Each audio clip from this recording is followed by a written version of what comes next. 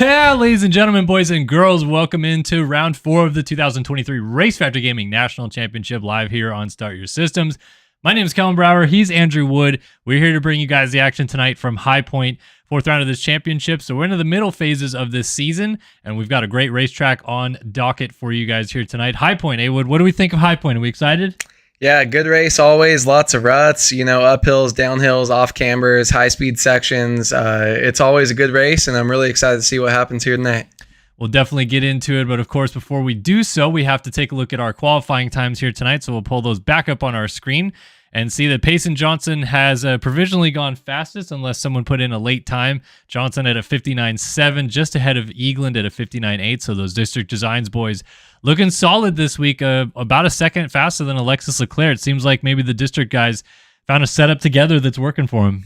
Yeah, I wonder if those guys, too, were talking a little bit, maybe found some lines that worked well for them, but that's a pretty big gap, too, to go back to Alexis Leclerc. He's not normally that far off, and then you look down, Braden Carter about 3 seconds off the pace, way back there in 8th place qualifying, so going to be interesting to see what happens if Payson and Eagland can have some good finishes and kind of pull away in this championship. Yeah, of course, it is still a pretty close championship this early on, but interesting to see Braden Carter that far down compared to some of the guys that he's been battling with this season. Take a look at our 250 results so far. Seth Shirley coming in with the red plate still, I believe, in a 201.484, over almost a whole second faster than Logan Leitzel. Cade Matherly, our back-to-back winner the last couple of weeks, also right there in the mix. Matthias Janis, Braden Tharp.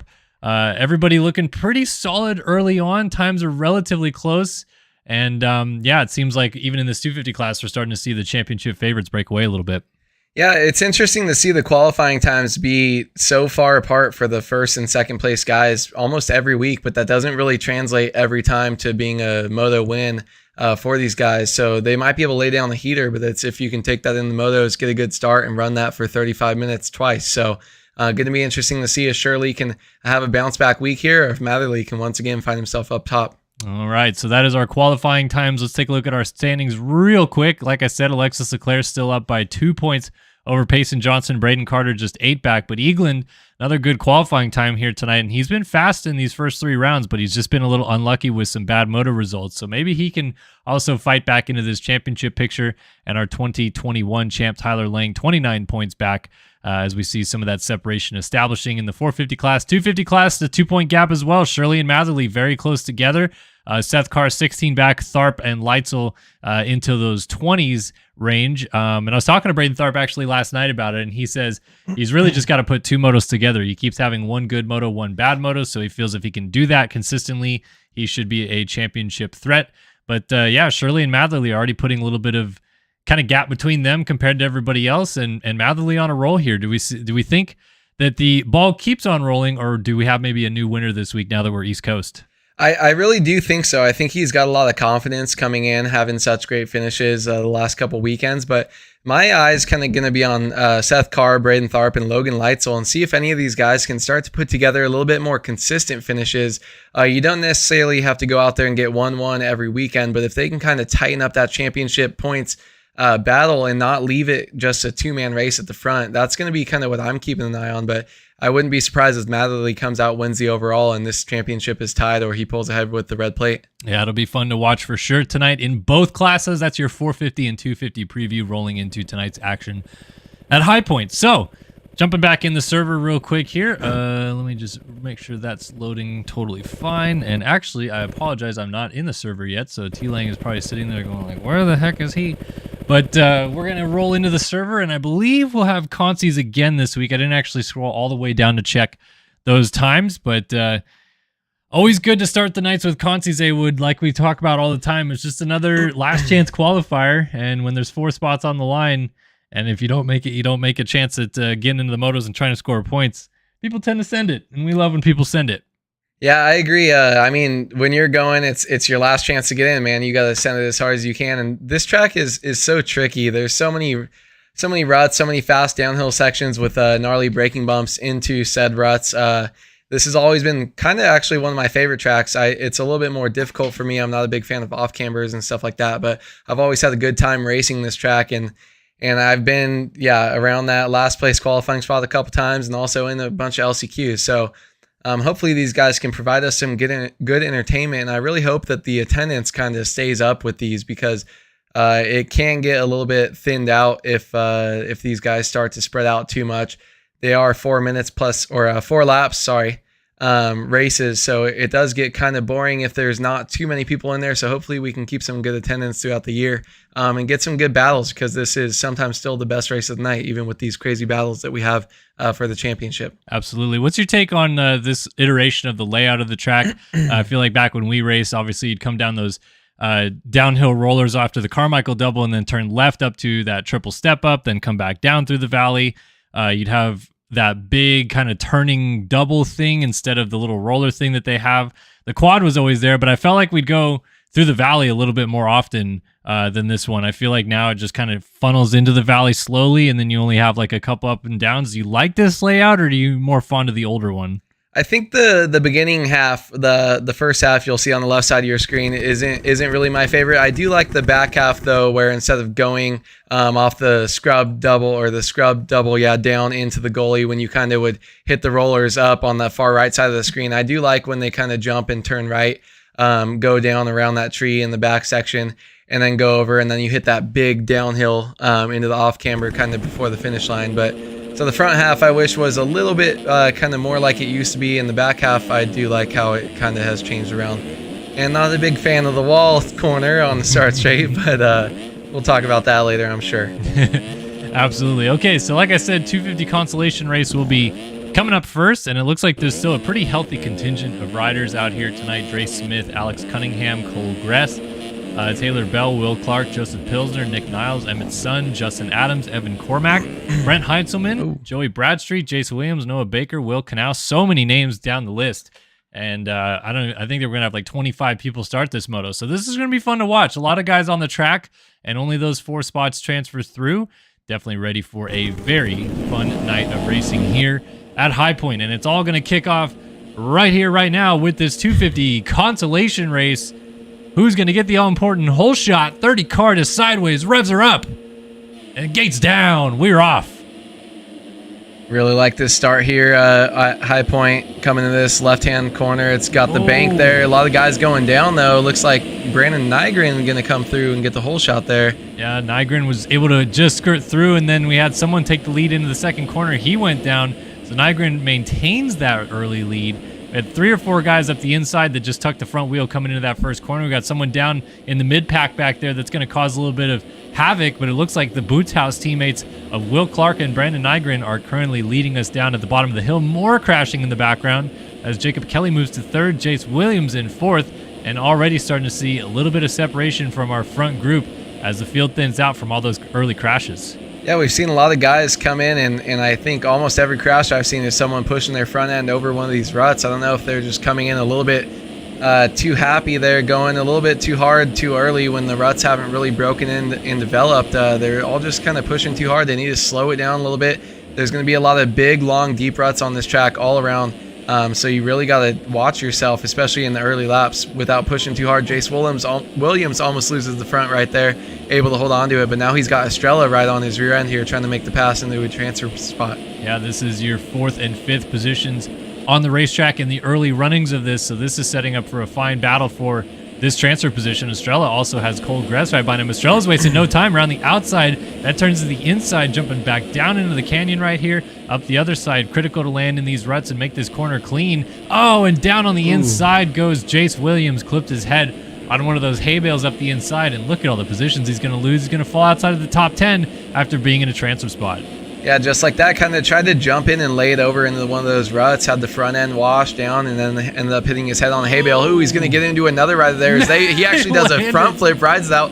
The rider he ran into, another rider also went down. You see someone else sliding out in the rut there. So Jace Williams is able to hold on to it now. He's in about 9th or 10th place. About 10th place looks like he's chasing down all these other guys. So as we go back up towards the front, Cole Gress still chasing down Jeremy Estrella, and I think this is our 4-5 battle still, if I'm correct. So Estrella holding on to the spot. Oh, that's actually 3-4. So it's still the Boots House guys 1-2. Estrella's moved to 3rd, and it is Gress in 4th. So that is our reset 4th, top 4 positions after 1 lap. And a reminder, they go 4 laps here. So we got Niles, Zellner, Heintzelman, Spicer, everybody else coming down into this first turn area trying to close this gap down. But it really comes down to whether Cole Gress can hold on in this little 3-rider train. And as I say that, he's going down. The legs go flopping like a dead fish, and he is off the machine, out of the transfer spot. Nick Niles takes it over, and his teammate Alex Zellner now is going to put the pressure on from 5th. Yeah, Zellner looks like he's just kind of chilling right there. And actually, that's going to turn into a transfer position as he gets past Brandon Nygren here as well. So Nygren's going to go back to 6th, 7th place. He's actually going to hold on to 6th place there right now. So Sonny Spicer into 5th. So now these guys are chasing. Alex Zellner actually gets that gift right there of him going down. These guys really just got to watch it through these long ruts. It's very difficult on this track, especially early on. You're pushing. I feel like it's if you're up front here and you're in the top 5 or 6, you should just be focused on hitting your lines, not going too fast, and not pushing anything through these corners, because you can lose your front or wash out pretty easily in some of these corners. So many hills and off cambers and steep on cambers as well. Yeah, you definitely made mention earlier tonight how tricky those off camber corners will be. You just feel like you're on the teetering edge of traction through so much of this racetrack, and you can tell a couple of these guys getting caught out. So with Nygren going down, losing the lead, that puts his teammate Will Clark to the front. But Clark seems like he's getting caught a little bit. Jeremy Estrella, the Dynaco ride right here, is closing the gap down, and we got our front 4 kind of pushing up towards Will Clark. So I think that this might turn back into a good little transfer spot battle throughout the top 4 positions before long, because I don't think Clark seems to have the speed as the other guys behind him. No, I don't think so. You see 5th place right there too, just right off the rear end of 4th place. And these guys making small mistakes in ruts, but I did like Estrella. We saw him there kind of miss a rut, but slowed down, just took a deep breath and kind of got back into it where he's comfortable. Well, Clark definitely getting caught by this pack behind him though, 2 through 5, kind of nose to wheel as they come through. You see him coming down the hill, and looks like 5th place might have dropped off just a little bit there, but Sonny Spicer coming around 5th and 6th place, still in the camera shot as we can see. But Sonny Spicer still giving chase right here. Look, he's super close to 4th place right now. And then the rest of the guys still not too far away. So one crash from this top 4 pack will probably put them out of a transfer spot. It's all about keeping eyes on these guys, seeing if they can just make it smooth around the track. You don't really have to push too hard. Yeah, you definitely are just kind of biting your time here, especially in the second half of the race now. And it really does feel like it's kind of bunching up at the front here. I mean, Clark, Estrella, Niles, and Zellner nearly nose to tail. Let's actually go on board with Spicer from 5th and see what this is looking like as he hops over a few ruts. But you can see all 4 of our leaders just in front of him, and Spicer wants a piece of him. He is going to try to close that gap down on Zellner just ahead of him. Everyone tripling into this inside. One of the riders there in 3rd place missing that rut, and it's going to be and that's Will Clark down. That is Clark, our leader, off the bike, and is that 2nd and 3rd nearly getting together. Zellner did make that pass on Niles. Those are teammates right there. And then Spicer now moves up into the 4th and final transfer spot. So it's Dynaco 1-4, Ver Moto 2-3, as they're all riding Hondas, but they're not quite teammates. And now it is up to Jacob Kelly, the Boots House rider, to close this gap down. Meanwhile, still Niles and Zellner going at it for 2nd place, as Estrella has just a small advantage at the front. Great little fight though. 3 riders that are in transfer spot. They just don't want to take each other out, but also you can't wait too long, because if you start getting in this battle like this, you're just going to allow 5th, 6th, and 7th back into the picture. Yeah, I mean, it depends on the pace that they're running. You can see this top 4 is a little bit separated, but then 5th place not too far, then a bigger gap to 6th. So I would be nervous if I was near the back of this pack. If I'm at the front, I don't really mind how much I'm bunching this up as long as I stay on 2 wheels myself. You see a little mistake there by Estrella, though. Zellner is going to rip that corner, all taking the same rut up this hill, and it's tightening just that much more. As you see, our top 4 all in the air, 5 actually, at the same time here as we come across for the white flag lap. So this is going to get interesting here. These guys pushing it. Zellner loses the rear wheel coming out of that rut, and he is going to lose the transfer spot. Nygren goes by into 5th, and it is Kelly that has now moved into that final transfer spot. But this front battle doesn't look to be over yet. And while Nygren's closing down from behind, I think he's going faster than this group as well. This still has the potential to get gnarly as Spicer tries to go around the outside of Nick Niles into the big Carmichael double jump. They're going to double over top, both of them, get it cleanly. Oh, it's nearly coming together. 2 of them get together. Niles and Kelly are down on the downhill. Niles picks it up. He's still in 4th, but he might get passed around the outside. He does. Going back through is Zellner, and then Zellner goes down out of 4th. So just like that, it changes again. Now Dre Smith goes into 5th, but he's got to catch up to Niles, and it's still just a 4-rider train pretty close together at the front. It is Nygren that has moved back into a transfer spot. He is now in third.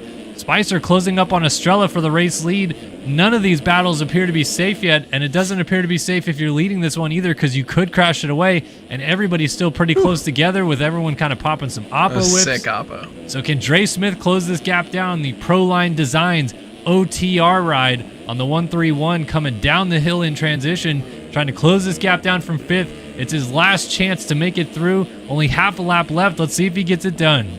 Yeah, he's got to be pushing it through this last half a lap here. I wouldn't be surprised to either see him get up and catch these guys, push him into a mistake, or make a mistake himself. He gets a little bit off center there going through these ruts. That's going to be the most difficult part. You see him sending it down this hill. You got to keep pushing, see if these ruts will hold you. That's where a lot of the guys have been making mistakes. He loses that inside there.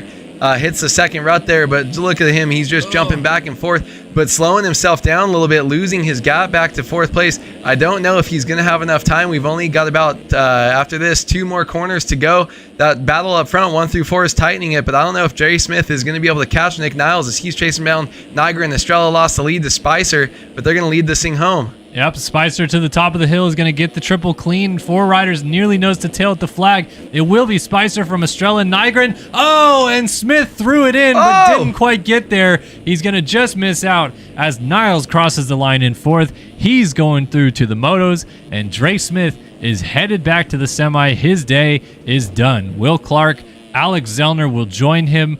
Noah Baker, Jace Williams, Harrison Gafford. You got Alex Cunningham back here, Joseph Pilsner, Jacob Kelly, who was up there. He did not finish this one. Taylor Bell, Emmett Sund, Evan Cormack, Brent Heinzelman, Will Canal, Justin Adams, Cole Gress, Joey Bradstreet, Cash Woods, Tanner Thorson, Alex Burns, just yard sailing down the hill, Brandon Hedge, Tucker Zimmerman. It's just like a tale of who had the worst start to the race, and it's like, oh, Zimmerman must have crashed 3 times. Yeah, it's that first lap, maybe. And then Hedge made it almost a full lap around. Alex Burns crashed halfway down the downhill. Then Thorson looks like he got together with someone on lap 2. Bradstreet, yeah, just like so many guys were like, yep, I'm over it. I like how right here, though, Cormac looks like he either got up and thought about continuing. Yeah, he was like, I think I'm good. I think he looks like he's got one leg over the bike and he's starting to take off. Or maybe is this a situation where like he's rolling across the starting line, he's seeing the gaps ahead of him, and he's like, you know what? Escape. Yeah, quit. I'm out. Good. We're done. I mean, yeah, I think so too. It definitely tells the story. I'm surprised some of those guys did even finish. You see them, so far back, and I'm like, props to you for even riding around that long. I would have been out a long time ago if I was that far back, but hey, I mean, those guys getting in that experience, riding the tracks just a little bit more. Maybe you really like High Point, you just didn't make it, and you're not ready to accept defeat yet. But it's gonna be some good racing here so far. I really do like. I know the 250 class, the guys have a little bit less experience, but I do like the fact that we're seeing so many mistakes in these ruts, and that's always kind of been the thing. You need to slow down and settle down and kind of figure out how much those ruts can hold before you can start pushing in there. And a lot of those guys kind of ruined their race before it even started. First half a lap, we saw about 5 guys go down in the ruts by just pushing their front over it and going too hard.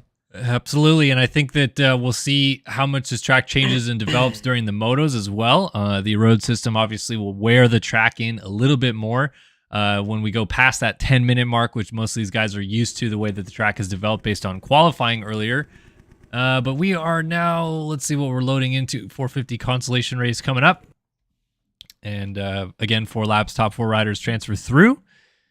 And we will see who makes it out of this one. First, we'll see who's in this one before we decide who makes it out of this one. And I think there's going to be a few less people, but we'll see. So you got Zach Fisher. You got Sam Lancelotti, Eduardo Simos, Magnus Hastrup, Chase McDonald, Ethan Olson, Liam, I think that's Liam Atkinson, Jack Fowler, Carl Novak, Jet Wisdom, Blake O'Brien, and Kyler Line Police Smith. God, those are some bikes right there. Bikes. They remind me of the Miley Cyrus bike from Vegas that one year. I mean, they got the pink rims, but their graphics, they're like straight purple. So it's weird because pink like on the tip. I feel that the bike actually looks sick, and then the rims ruin it. Like, Yeah, if they went black rims or like purple hubs and black rims, like it would be sick. Yeah, because everything's just so pink. If you had that purple accent, you got the pink on the tip of the shroud and the front fender. But yeah, I mean, just settle down like just a little bit, guys. And the yellow fox gear, like, come on. That doesn't go. No, I got you. Alrighty, folks. Here we go. 30 Carter Sideways, 450 consolation race ready to go here at High Point. And we are off and running. Who's going to get the whole shot into the first corner? Looks like it's tightening up a little bit. And another slide out up the inside. We saw the same thing in the 250 race. Magnus Hastrup is going to take it. And we got guys yard sailing into the second corner. If anybody's looking for some discount gear, it is packed up in turn 2 right now as Magnus Hastrup takes the early lead. Ethan Olsen into second place. Jack Fowler in third on that inverted relic Honda that we just talked about. And Zach Fisher, Fear God, he's in fourth, folks, and he is trying to hold off Chase McDonald, who's ripping around the outside. Jet Wisdom ripping up the inside. You got riders going every which direction. And 3 wide going down the hill for the race lead is Olsen is taking it over. Calm down, Mike Tyson. And Jack Fowler is going to slip into second place, so Hastrup has lost the lead. But anybody's race early on in this one, pretty tight pack despite those early crashes coming into the first corner. Yeah, not even really seeing too much separation. I thought maybe one of those guys would kind of get away, but this top 3 still a little bit tight here. Then another pack of 3 or 4 right behind. Fisher casing that a little bit. Someone goes down, pushes the front behind him. Inside line, though, coming up. Is he going to get it? He hits him. It messes them both up. That is going to get the pass, but he actually loses a spot to Jet Wisdom, so it doesn't even gain a spot there. 6 scrub underneath, though. Whoever that guy is sending it past Jet Wisdom. Who is that? Chase McDonald just absolutely tossing it up the inside there. He's trying to work his way forward. He looks about 3 seconds faster than all these guys, so he might be looking to make his way up forward. Jumps nicely into that inside route, and he sets his sight up on the top 4 here, as he's trying to push his way back on through. Yeah, closing up on Hastrup now, so this is the battle for third place at the moment. And McDonald is right on him as they go to the top of the hill right here. So our leader, Olsen, is getting away. He's still got Fowler second. And then this battle right here between McDonald and Hastrup. McDonald deep down the hill at the bottom gets that rut hooked and takes over third place. So Hastrup just got absolutely railroaded at the bottom of the hill. And now he's going to have to deal with Sam Lancelotti. Wildside Designs program closing up from the 5 spot. 211 machine, I think it is. The J. Karen Special slides it around, coming up to the 217, so not quite the J. Karen Special, but close enough. So Hastrup maintains a position. It's Wisdom who's now moved to 5th. Lancelotti back to 6th, and then Dudu Mutumbino up the inside. It's Eduardo Simos on the TDMX 194. Young Ken Roxon out here dealing with these guys. Is he going to get pushed wide? And crossing over all 3 ruts up the inside goes Lancelotti. You got Robert Wilson making the pass. Simos crossing back up underneath. They're going to cross over. Someone doing a 720 in the background. He's down. And now Wilson's going to make a pass because Jet Wisdom crashed in front of him. These guys all go 5, 6, 7 now. They're still trying to chase down Hastrup in that final transfer spot. But the positions continue to keep changing as Wilson leads away from Simos and Lancelotti in this little 3-rider pack. Yeah, Dudu got Lancelotti there. I thought he was going to kind of work his way forward, and then we saw Monty come up there, start making passes there pretty easily, kind of dropped him pretty quickly there. So he looks like he's on his way forward. Thought Dudu was going to be working his way up as well. But now, so these guys all trying to push back into that top 4 position. Robert Wilson here coming down the hill. Going to hit this step up. A little bit of a gap up to these guys. Throwing down, though, and still definitely pushing here.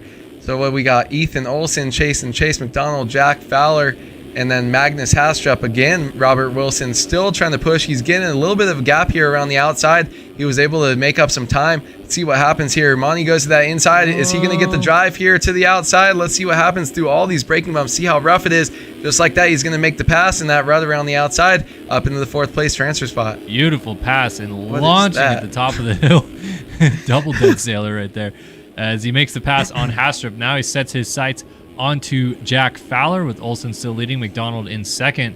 And if you're Hastrup, just trying to regroup and stick with this battle, Lancelotti not too far back, but they've definitely put some separation on everybody else. So this is Dooley's at the top of the hill. Wilson down the inside now moves into 3rd, so gets 2 positions in a single lap there for old Monty. Wilson sliding out goes Jack Fowler, and Hastrup goes back into the transfer spot. Fowler gets up, crosses the line over, and hits Lancelotti. We also got a guy down up here. That's our leader, Olsen picking it up now in 4th. So if any of those guys had gotten up a little bit quicker, they would have been right on Olsen. Now there's a little bit of a gap back to Fowler. Simo's back in the mix.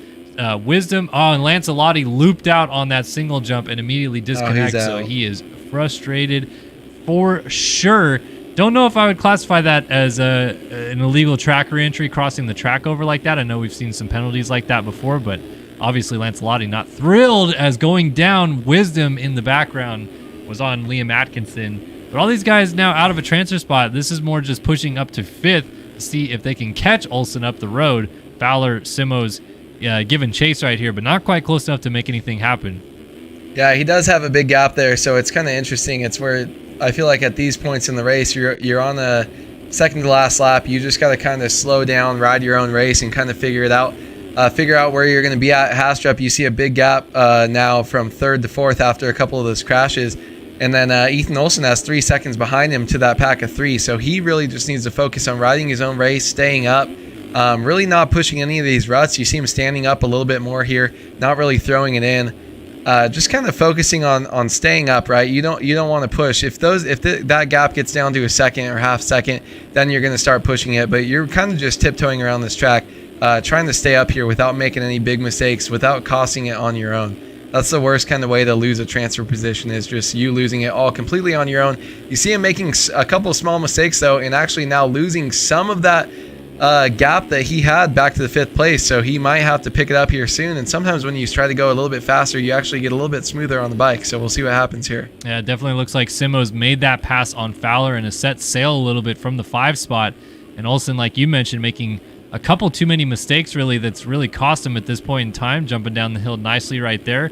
So this comes down to Simo's. You got Liam Atkinson, a couple guys closing in, trying to make this interesting on the final lap of the race. Not too many guys in this race, but of the ones that are still in this and motoing down, it is going to get good. 2:11.8 Simo's as he takes the white flag, trying to close down on Olsen, who just did a 23, 14 flat as his best. So Simo's, based on raw speed on a single lap, looks like he could run him down. And it's going to come down to whether or not he gets it done and closes it down on this last lap. He still has Atkinson close. Or actually, no, it's now Fowler, so Atkinson went down. But as we watch on board with Simo's, you get a really good idea what this track is looking like after 4 laps through and what he's seeing ahead of him in terms of trying to close this gap down and maybe make things interesting. It actually looks like Olsen is re-catching Magnus Hastrup, who's in the 3 spot.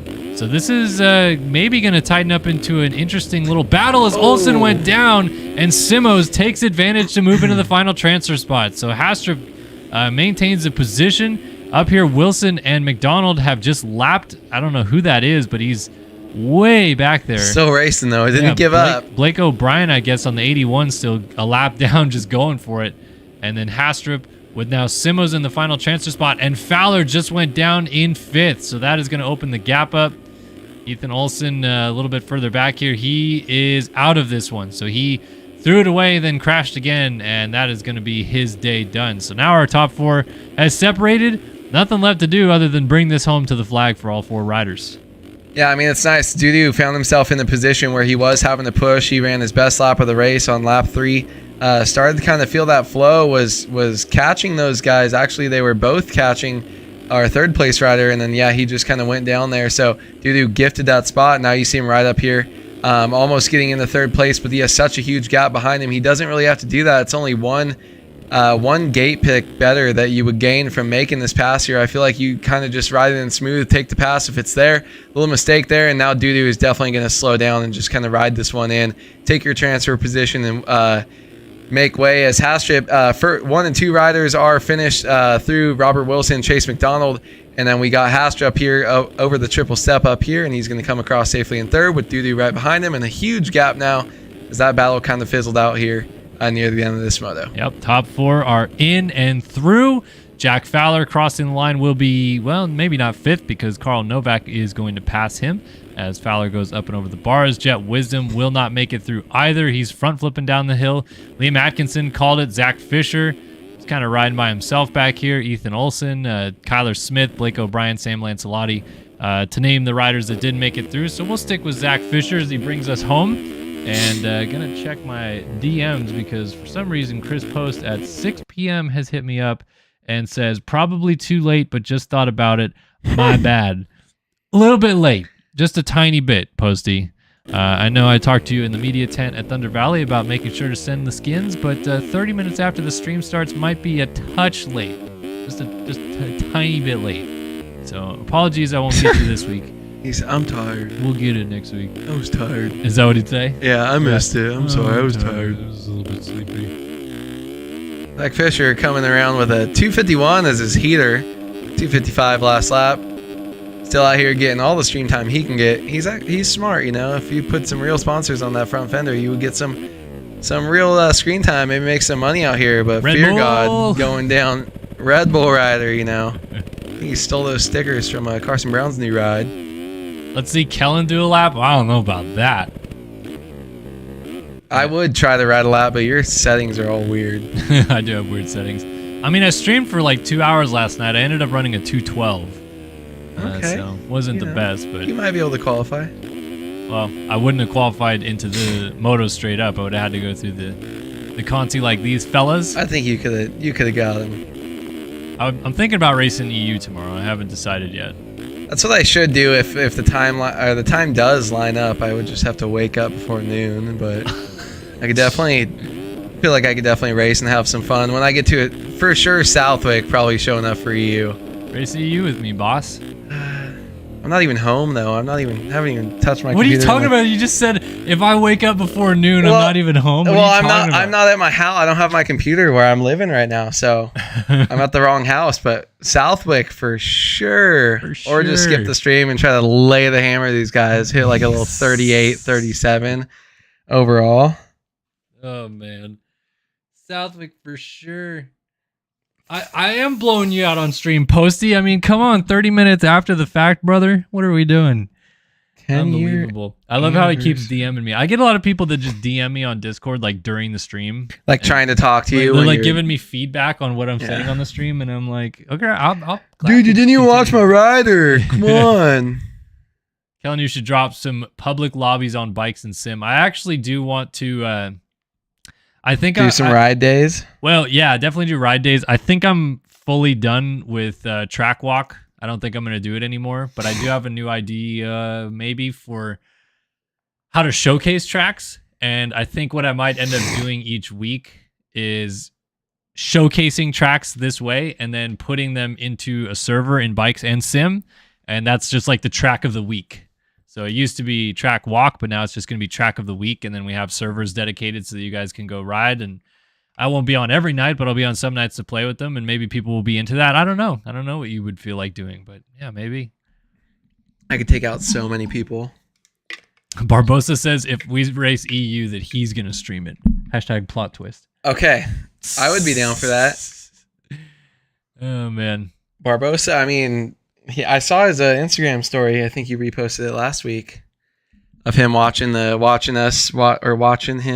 stream. But Scooty Puff Junior's in the house. Oh man, he wants me to watch him next moto, bro. He promised he's gonna whole shot, bro. Did you make the moto? I'm honestly surprised that Scooty Puff didn't drop in and ask me when Deegan races. He's playing bikes. I mean, we'll race him when it's time. I see his bike streams that he does.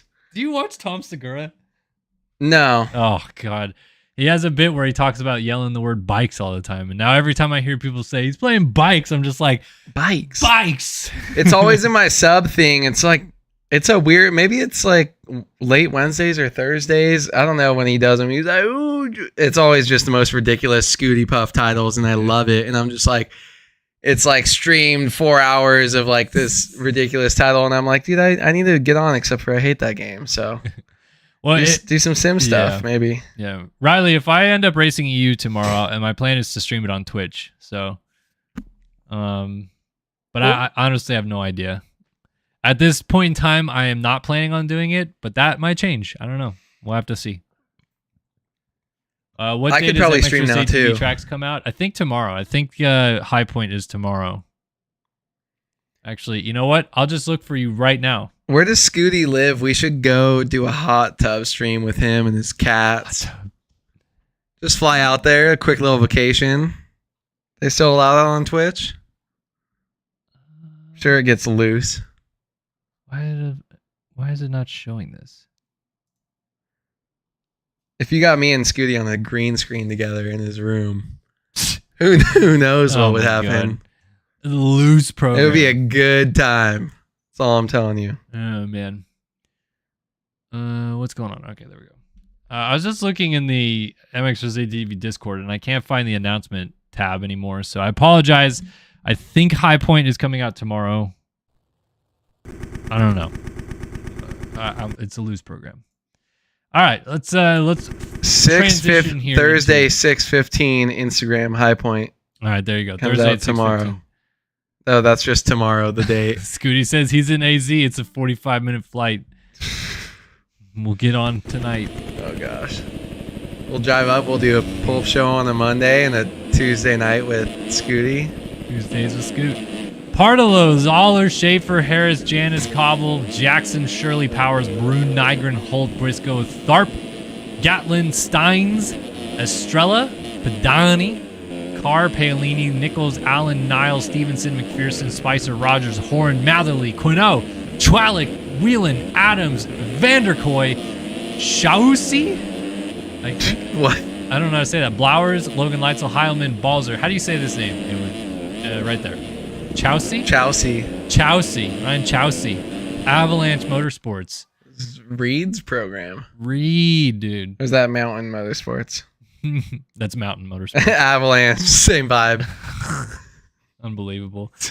All right, here we go, folks. It is time to drop the gates here at High Point tonight. 250 moto number 1, 30 minutes plus 2 laps, I should say. And we will be off and running in just a minute. Hopefully I'm not too late into loading. Gonna be a little bit late. 30 car just sideways. We load onto Matherly. Here we go from High Point. Off and running up the hill into turn number 1. Matherly's got a pretty good start up the inside if you guys get together. Oh! Shirley is down. Seth Shirley is down in the first corner. Our championship leaders hit the deck while Cade Matherly rips the Studio 8 hole shot up the inside, and he is going to lead off the Carmichael double on lap 1. Balzer with a good start. Whelan's up here. Adams, Briscoe inside the top 5. Evan Holt down the inside making some passes. Colin Allen in the mix. Reese Harris also into the top 5 now as well. Evan Vanderkoy. Ev moved down in the first corner. He is dead last back there with Seth Shirley, but they're all chasing Cade Matherly. Twizzy, number 25 on lap 1. Yeah, Balzer and Whelan with the good starts right behind him. But Matherly, man, he was in the perfect spot. That gate pick, gate selection that he had is exactly where I would go. He looked about 8 or 9 in off the gate. Seth Shirley was a little bit up the inside. He had a great start, but man, when you're just in that inside, you have to brake so hard. It gets so tight coming into that corner there. And he just kind of went down, got caught up in that big pile up and lost so many spots there. So going to have to see where he kind of starts coming across as we check the names at the top of the screen. But Matherly already starting to pull a little bit of a gap here. And with the way that he's been riding, how consistent he's been, man, he's looking to get away from these guys. But look at that second place rider just sending it. Whelan jumping into that inside braking bump there, blowing the rut a little bit, losing some time to our third place rider. But just like that, Whelan still kind of coming back up. These guys pushing towards the front, want to give Matherly something to worry about. Yeah, Whelan looks feisty early on, and I feel like every year in Nationals we have just one round where Bryce Whelan looks untouchable, and he's looking pretty solid here early in this one, so maybe it's High Point for the 31 machine. He does still have Balzer all over him, though, on that 35 machine coming down the hill. A little bit of a rematch of what we saw in the 250 East Championship in Supercross earlier this year. Whelan a little bobble at the bottom of the hill. Balzer's ripped the outside. He'll stay a little bit lower up to the top of the hill. Big triple up the hill. Dualies. Balzer crosses over in front. Whelan backs out of the challenge. Balzer moves back into second place. Great end of the first lap, but they're still chasing Cade Matherly up the road on the 2.5 machine up in the race lead. In fourth is Trent Adams. Reese Harris rounds out our top 5. Padani 6th. Holt 7th, with Hayden Stevenson 8th. Sonny Spicer 9th, and Timmy Briscoe inside of the top 10. That is one lap in the books here at High Point, and the battle is still on as Whelan gets back around Balzer and moves into second place. What a great back and forth battle that they are having. Not really gaining too much time on Matherly, but it also doesn't seem like they're losing much time either. No, I don't think so. But man, Balzer is just absolutely ripping by the way that we just saw him kind of move up through the pack. But Whelan, man, just kind of making it work. But both these guys, it looks like they've got sections where they're both a little bit faster. So that's kind of the interesting part, is one of them looks like he's ripping, makes the pass, maybe moves up, gains a gap. But Matherly just kind of smooth and steady here, but we see him get a little bit tighter in some of these shorter or these slower sections. So going to be interesting to see if these guys can capitalize on it. Huge oppo by Whelan. That's so sketchy to throw on that mid-moto, especially when you're in second place. But they're still pushing here. And look at this, a little bit different lines there, inside, middle, outside, as they come back down the hill. Whelan going to send it all the way to that inside. No, he's not. Not just yet. Oh, no, it's off this one right here, just like that. Can he hold it? He does hold that inside rut a little bit closer here.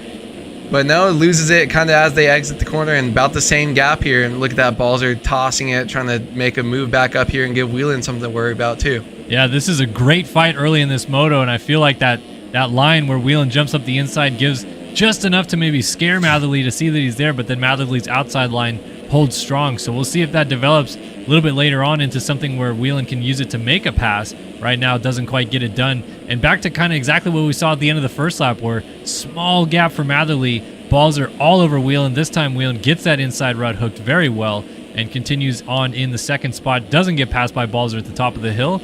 And so once again, we continue the merry-go-round. On to lap number 3. Matherly leads over the line from Whelan, and Balzer, who is in third place. Let's go on board with the Yogi Design Suzuki rider so we can see what he's looking at. Flirting with the edge of the racetrack right there, but definitely pushing the limits early in this one. And you can see in the map in the upper right-hand corner of your screen, already quite a large gap established from the core pack of this group as well. Yeah, these three are checked out. You see a little mistake right there, and he actually does end up going down. Not sure if he's off the bike, but he definitely lost his front there. So Whelan loses that spot, just pushes the front end over exiting that rut. Maybe the rut not build up as much, but one thing you can watch when you watch Balzer go around the racetrack, especially a lot of these downhills, Whelan doing it as well, using the very edge of these tracks to find the smooth line where there's no braking bumps. Saw it in real life a lot around Thunder Valley last week. And you'll see it a lot here as well. You'll see that on Millville as well too. Once we get to a lot of these sections, these guys trying to find the very smoothest lines, but you're flirting with the edge where maybe the track can go away, or you've got some hay bales to deal with too. So Bryce Whelan here trying to ride that inside, and no, it looks like Balzer went down over that little anthill on the inside, so he does lose 2 spots now, goes back to 4th place, and that allows Whelan to get back up in 2nd place so he can chase our leader Johnny Padani through into 3rd as well. And these guys now open up a little bit of gap, I'm sure, for the leader, Cade Matherly. Yeah, Matherly definitely a little bit further ahead than he was as he navigates through this back section, down through transition, and launching into the middle of the valley at the bottom of the hill. So Matherly now leads from Whelan and Padani, as after all of that, it really was just a switch of 3rd place. Padani ahead of Balzer was the only real change up here. Reese Harris trying to close this gap down now from 5th. Pretty good start for Reese there on that 21 machine. Hayden Stevenson with a good start as well in 6th. And then we got a bit of a freight train developing. Sonny Spicer, Trent Adams, Timmy Briscoe, Max Chwalik, Austin Schaefer, Matthias Janis, Logan Leitzel is back here as well. You got Alec Horn, Tharp, Rogers, Evan Holt, and then there is Ryan Chowsey, Dominic Paolini, and Nick Niles coming out of the valley. So Shirley had gotten into this group. I saw a rider going down into the valley. It was our championship leader who goes from inside of the top 20 positions out to 22nd again, running 2:08 lap times. He was making pretty good progress early on, but man, you hate to crash about 2 or 3 laps in after making that good progress, because then you just have to redo it all again. Yeah, I mean, if you look at the top right of the screen, you can see all those dots on there, how close together they are. That looks like it's about 22nd to 10th place there. Basically, in this whole next uphill, you see so many guys maybe coming down the downhill a little bit. But he was so far up there, worked his way up towards about around top 15th, and just had a little mistake, maybe scrubbed too hard on that jump down into the valley here. And man, now he's got to push his way all the way back up, working his way through. But it's really difficult to make passes on these guys after you just did. You lost another 10 seconds or so. You got to work that way back up, and that just puts you so much further off that top group, especially when you're in a championship hunt and you're trying not to lose points to these guys. So definitely going to be a big hit in this moto if he's unable to make a bunch of passes. 7.5 minutes into this race so far, and he's still back in 21st place. Yeah, definitely going to really go to work here in the middle stages of this race as we work our way back towards the front. Oh, Titanic fight going on here. We got Chwalik, Briscoe on the 309, the one of Leitzel, and this is 8, 9, 10 on the racetrack right now. Side by side up to the big quad. Chwalik stays a little bit lower. He's going to make that pass, and Leitzel's going to try to funnel in right behind him, coming down the hill behind. So 8, 9, 10 still the same here as Leitzel's going to try to pass Briscoe up next. Spicer just up the road in 7th. Adams is 6th. Balzer in 5th, just got a little sideways, so Reese Harris got by him. And now Padani has made his way around Bryce Whelan and up into the 2 spot. So Whelan, he lost some time because he was closer to Matherly. He's now about 9 seconds down. Not sure if that was a mistake or a crash, or if Padani just started reeling him in on raw speed. But now the 16 machine gets around his teammate on the 31, moves up into 2nd place, and the chase after our race leader Cade Matherly continues. So let's slide back again. Oh, it looks like Spicer just went down out of 6th, and he is going to lose several positions. That is always a frustrating prospect right there when you're in the top 10 and crash your way out of the top 10. And then back here, still Schaefer with Leitzel, Evan Holt, Chowsey back here with Tharp coming down the hill behind them. Unbelievable battles going on throughout here, and we get a look at what Logan Leitzel's able to do. He qualified his best qualifying of the year thus far at High Point. And this is a race I believe he won last year, so he's got the familiarity of the flow of the racetrack. Now he's just going to try to deal with trying to get through these guys and move forward as he continues to battle it out right now. Schaefer just ahead of him, and Leitzel with a slide out is going to see Holt up the inside, try to make the pass. Holt crosses over. Leitzel uses that outside to his advantage to hold position, and then Holt makes a mistake and I think lost a spot right there. But then they're closing up on Spicer, so you got Schaefer, Spicer, Alec Horn jumping into the rollers, and then Balzer just ahead of this group, I believe. So this is unbelievable action. Back and forth we go coming down the hill. Schaefer got passed by Leitzel. Leitzel now going after Spicer on the 95. Gonna get it, and Spicer crosses over. How was he able to stay up? Oh my goodness, I don't know how neither of those guys ended up going down. And Leitzel able to get away scot-free, but now we got, that is the 85 of Holt in the mix. You also have Schaefer just back there, side by side with now Shirley, who has made his way back into this group. And you get a first look at him going around the outside of Tharp. So he's made some good headway. Tharp almost tripling onto his back right there, so that was a little bit tight. Unbelievable, though, how much battling is going on. But this does help Shirley as he continues to try to make his way forward, because these guys battling each other is allowing him to get quick positions. Yeah, I mean, as long as he doesn't run into anyone. I talked about how close those guys were when he was moving up, had to kind of move up. That was like 8th through 17th. That was all just going crazy right there. And everyone is still so close, just battling. So when you do get on the flow and you do maybe put down a lap time that's maybe a second or two faster than these guys, you can pick up a lot of positions very quickly. So Seth Shirley trying not to make the mistakes that he made on his own just a lap or two ago and keep picking these guys off. But and he's working his way up through, and he's done a pretty good job after that initial crash, just like that. Another 2. So you have Timmy Briscoe over the berm with Max Chwalik there. They must have gotten into each other. Maybe someone blew her out there as well. So, man, look at that. These guys fall. They lose about 5 spots. They get up right in front of someone, just still in a super intense battle here. So these guys trying to push the edge. You see them using that far right side of the track as they come down.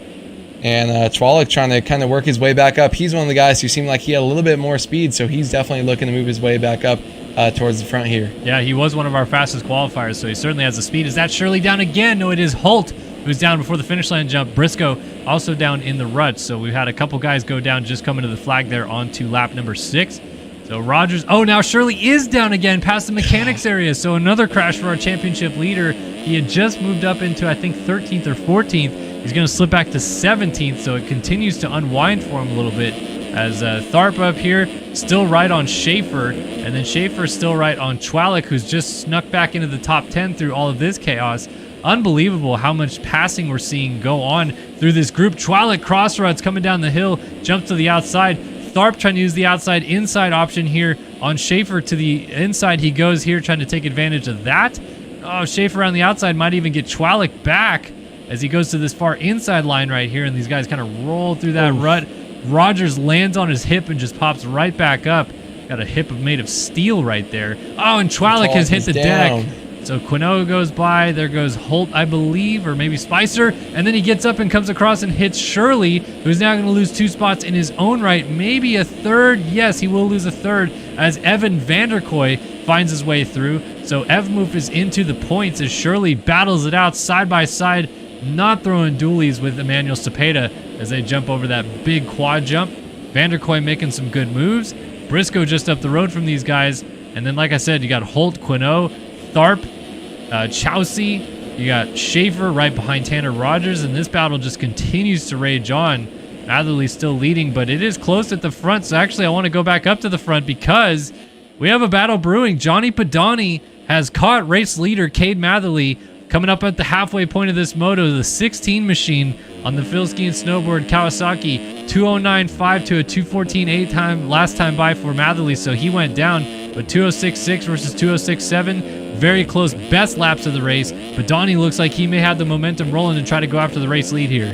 Yeah, Padani looked like he had the speed to get up there. Definitely got a little bit of a help by Matherly going down there a little bit. But man, you see these lines. These guys are just absolutely sending it into these braking bumps down these hills. This is what you have to do, pushing that line, able to catch the very next one. It's so tricky when you're trying to shoot for a rut. You can tell Padani's pushing a little too hard. He just blew 2 more ruts in that corner. Finally catching himself by the 3rd rut he's able to hit there.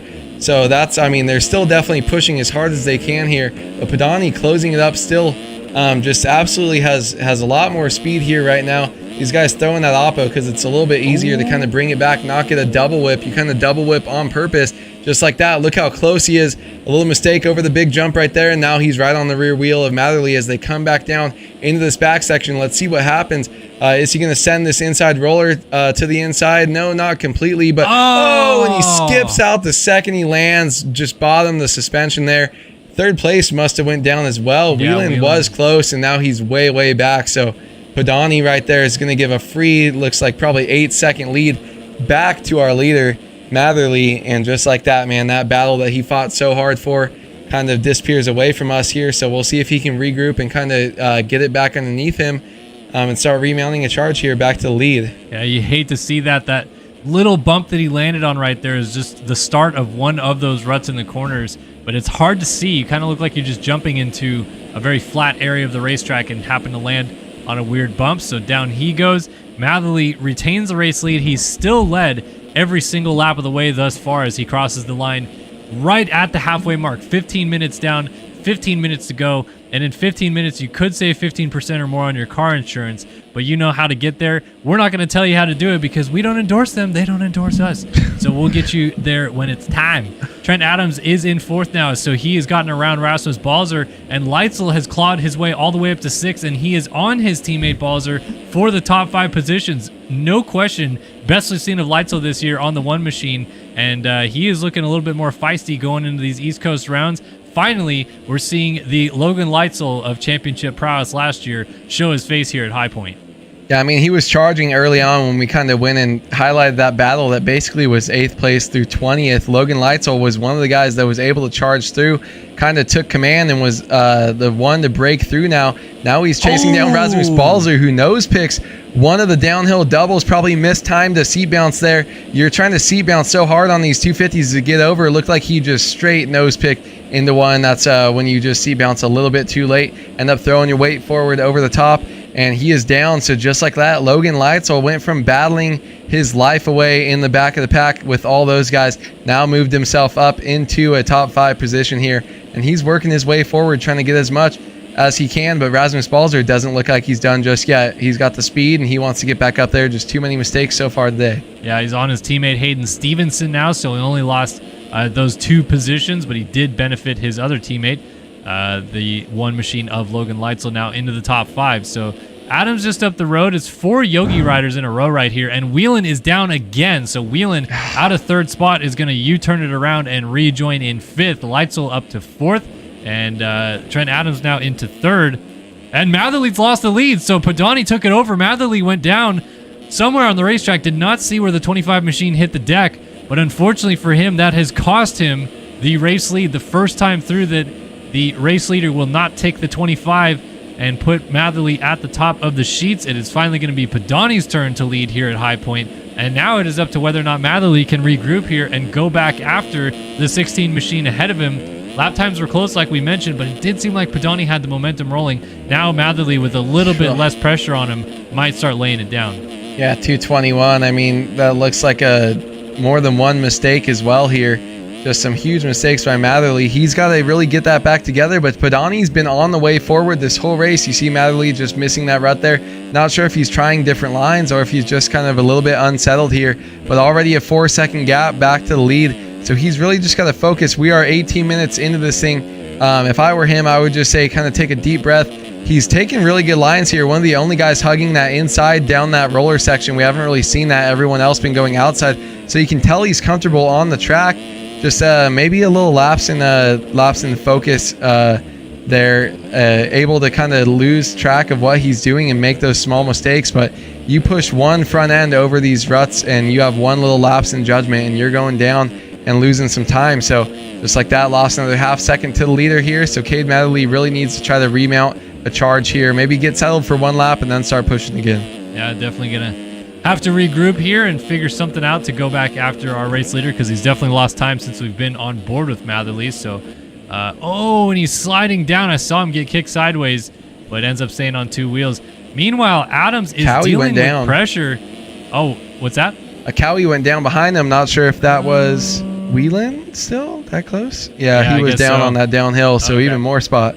So Leitzel is now all over Adams for third and not too far off of Matherly, just up the road in second. This is certainly great prospects for Leitzel in this championship fight, the way that he is pushed here today. And even if Padani wins, Leitzel getting into second would be huge championship-wise to get a little bit more points ticked over his way in the fight against Matherly and Seth Shirley and a few others. Up the inside of his teammate, almost made it work, but Adams with that outside line just holds it on and maintains his position. Oh, Leitzel's right on his rear fender going through that corner now. Who's going to out-drag each other down the hill? Leitzel's considering going to the far outside here at the bottom. Launches a little bit deeper, hooks that middle rut that goes out, but Adams with the inside rips it a little bit cleaner, crosses over in front of his teammate. Little bit of cross-jumping action, and he's softly over the double jump. Oh, he's got him. And he's got him around the outside to the inside. Leitzel into third place. And now Matherly, despite that crash, is only 2 seconds off of our leader, Padani, who looks like he went down. So as we move into the final 10 minutes of this moto coming up right now, this is going to get good. Padani, Matherly, Leitzel, Adams, pretty close together, only 10 seconds separating our top four. Anything could happen as Leitzel hold it together. Woo! What a save. Nose high, got kicked sideways, and still maintains the position over his teammate Adams. What a save out of the one. Yeah, the way that Adams and him are riding, Adams a little bit of a mistake right behind him as Leitzel made one coming down that turn before, but these guys are pushing, and the way Matherly's riding up front, Padani also making a couple mistakes as this track deteriorates a little bit more. I wouldn't be surprised to see Leitzel. I was going to say it's a hero ride for him just getting back up on the box after that start and working through as many riders as he did. But honestly, I wouldn't be surprised to see him up here battling for a first or second here as this race goes on. Logan Leitzel looking very good right now, showing us why he has the #1 plate on his bike. And I really think he can get this close here as we get into the later stages of this moto. We mentioned 9 minutes left, but then plus 2 laps. So probably about 13, 14 minutes left in this moto. I'm interested to see what Leitzel can do as the tracks break down. He really looks like he's enjoying railing a lot of these outside ruts as they've gotten a lot deeper here. I think that's kind of where he shines, carrying that momentum and being able to just kind of lay it over in these corners. As I say that, catches a little bar right there, pops himself back up, but keeps going and tries not to let him phase him. And we'll see if we can see a shot of the leaders as we get to some of these big hills. Yeah. Matherly now right up on Padani, and I'm sure we might see him not coming down this hill, but soon I do think we're going to see Logan Leitzel here in the back of some of these camera shots as Matherly's trying to gain back some time on Padani. Padani leading them around as they head into lap 11 here going. Man, he's had such a great ride here as well. Mistakes from each of these guys, but man, Padani really holding strong here and looking very good. Yeah, Padani is leading after 11 laps now, or 10 laps I should say, and his time 2:10.6 last time by, 2:10.1 Matherly, 2:09.5 Logan Leitzel, fastest rider on the track right now of our lead group, and he is definitely closing this gap down. Only 5 seconds off of Matherly, and still plenty of time to try to make something happen here in the later stages of this race. Matherly looks like he got the Ricky Carmichael double, a little wrong, but our leader just flipped off the track. Padani up the inside might lose the lead right here. He's going to use this inside line. Matherly around the outside gets the lead back away from the 16, and it's Cade Matherly back in front here at High Point, and it looks like Leitzel went down coming down the downhill because he's back to fourth behind Trent Adams. So it looks like it's between these two to sort it out for this moto win. Yeah, we thought we were going to see Leitzel push up, and just one big mistake right there. Loses the spots that he had gained so hard for. Pedani as well. Looks like he's getting a little bit unfocused right now. Needs to kind of get this back under his heels here. Seeing that big double whip here, he's electing to go to the inside. A lot of the riders going to the outside, just a little bit smoother here to carry your momentum. But Matherly really needs to take a deep breath, say, okay, I'm back in the lead. This is where I want to be, and I want to focus on kind of holding on to this lead. So put in a solid couple laps. You guys are about the same speed. It's only been really who's making the most mistakes here. Pedani has been a little bit faster, it seems, but man, just maybe one too many mistakes here for Pedani. So Matherly looking good as they come into the back section here. And gonna come up down to these big downhills. It's interesting to see what kind of lines they take as this track's getting a little bit more rough coming down these hills. Yeah, I'm definitely curious to see if we see some of those main lines fade away in the final 5 minutes of this moto as these guys search around a little bit more. Matherly really going beyond the edge of the racetrack right there. Is he going to this middle rut? Yeah, he still is going to that middle rut through this corner. So that one still works, but it definitely looks pretty dug out. Pedani got it a little bit better that time by and closes it within 1 second now of our race leader Matherly. What I'm most surprised about with this battle is how few lappers they've hit. I mean, we are 24 minutes into this moto. I don't think we've even seen a single lapper get in between these guys. It just shows how well everyone else behind them is riding, that they haven't caught one lap traffic yet. Yeah, honestly, not that bad. And man, that's one of the best things about outdoors is you don't start running into lappers that quick. Or if you have a bad start, you don't start being a lapper until a little bit further into the race, which I definitely had my fair share of being that. Cade Matherly, you see him jumping to the inside here. He's able to get that cleaner line, shortening up the track. Pedani sending it to the outside, going double, single, then doubling down. And you just see how big of a gap that gets Cade Matherly when he hits it clean. He's a little bit slower in some of these tight sections here, though. Pedani looks like he's able to rip the ruts, the deep ruts, a little bit faster as we see him coming up now on a little bit of lap traffic here. So see if this affects any of them if they get out of the way, and that rider does very nicely here. And coming into some of these sections where it's very important, you can kind of gain a lot or make a lot depending on what you do, how you kind of end up in these ruts. You could see a guy lose a second or so. Look at that, Pedani with the huge oppo. I love that, but it's able to let him allow it to double whip and smoothly get that whip without making any mistakes. But now it's still losing just a little bit of time back to Matherly as they come into the back section. Yeah, it's just such a give and take in this battle right now. As much as Pedani makes up a little bit of ground, Matherly figures it out, pulls the gap back out a little bit, but it's still just nose to tail in the closing stages of this one. We are down to 4.5 minutes plus 2 laps left to go in 250 Moto 1 at High Point. Pedani swapping out there, got a little bit kicked sideways, losing a little bit of ground because of that, so Matherly able to stretch it back out over that 1 second gap that we had seen. We go a little further back, Leitzel just made the pass on his teammate Trent Adams to get back into third, but they are about 14 seconds off of the lead, so it's going to be a pretty long uphill battle for either of them to get there. We got Tharp inside the top 5, Whelan is 6th, Schaefer 7th, Stevenson 8th, Balzer all over him. The Yogi guys just finding each other all around the racetrack right now. Balzer might make this pass around the outside, stays a little bit lower, hits the rut, and a beautiful pass for the Dane on the Yogi Designs program. And Seth Surley has now made it into the top 10. I think this is, it is 10th actually, I should say. So Seth Surley salvaging some good points here, but he'd hope to salvage a little bit more, I think, in this one, and we'll see if he can continue to fight forward and maybe get Stevenson, Balzer, or even get to Schaefer, who's having a quietly really strong moto there on his Covenant Yamaha. Yeah, Shirley might be leading the points, but man, definitely a rough start to the season. Just I feel like with his he has pretty good and some bad finishes here. This one able to kind of capitalize and get back up safely inside the top 10 there. Or no, barely inside the top 10 there. And that's just a very rough start. When you see someone like Balzer, I feel like has made a lot of mistakes this race as well. He's able to get 7th, but then you see someone like Leitzel who was able to push up, and he's back on the podium spot here. So Pedani, these guys got some great starts, and they were able to work it through. But man, Seth Shirley going down in the first corner, being 27 minutes into the race and only being up into 10th place, a little bit more of a rough start, I feel like, than he would like to have to this moto. He wants to have more of a Time Master Pool ride, get up inside that top 5 there. But definitely just not able to gain as many spots as I think he would like, and I expected him to. And it's really just these guys have been able to run away with it, Matherly and Pedani. They've even created a pretty big gap back to 3rd, 4th, and 5th place here in this race as well. Yeah, definitely looks like they figured it out in the later stages of this race, and now it's down to the two of them to try to settle it. But good enough gaps between the two of them at the moment that we can go check out a few other battles. So I wanted to go figure out what Shirley's doing in this mix right here. He's finally got up to the rear tire of Stevenson and Schaefer, and I think he is now 9th, or if he's still 10th, I mean, he's just got so much pressure from behind. He got some guys that he wants to try to pass just ahead of him, and I think the best he could probably hope for is 7th. So he is right behind Balzer, and oh, this is Seth Carr, Hayden Stevenson. So he did actually lose a spot. He is 11th now. So these guys are pretty nose to tail as Shirley goes off the track.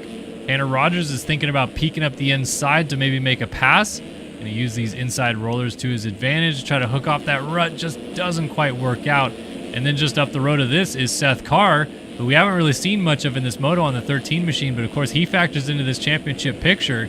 So even beating Shirley in this moto will be beneficial for Carr, but then obviously losing points to Matherly, who's in this title fight as well. Balls are just ahead of him, and then Schaefer coming down the hill.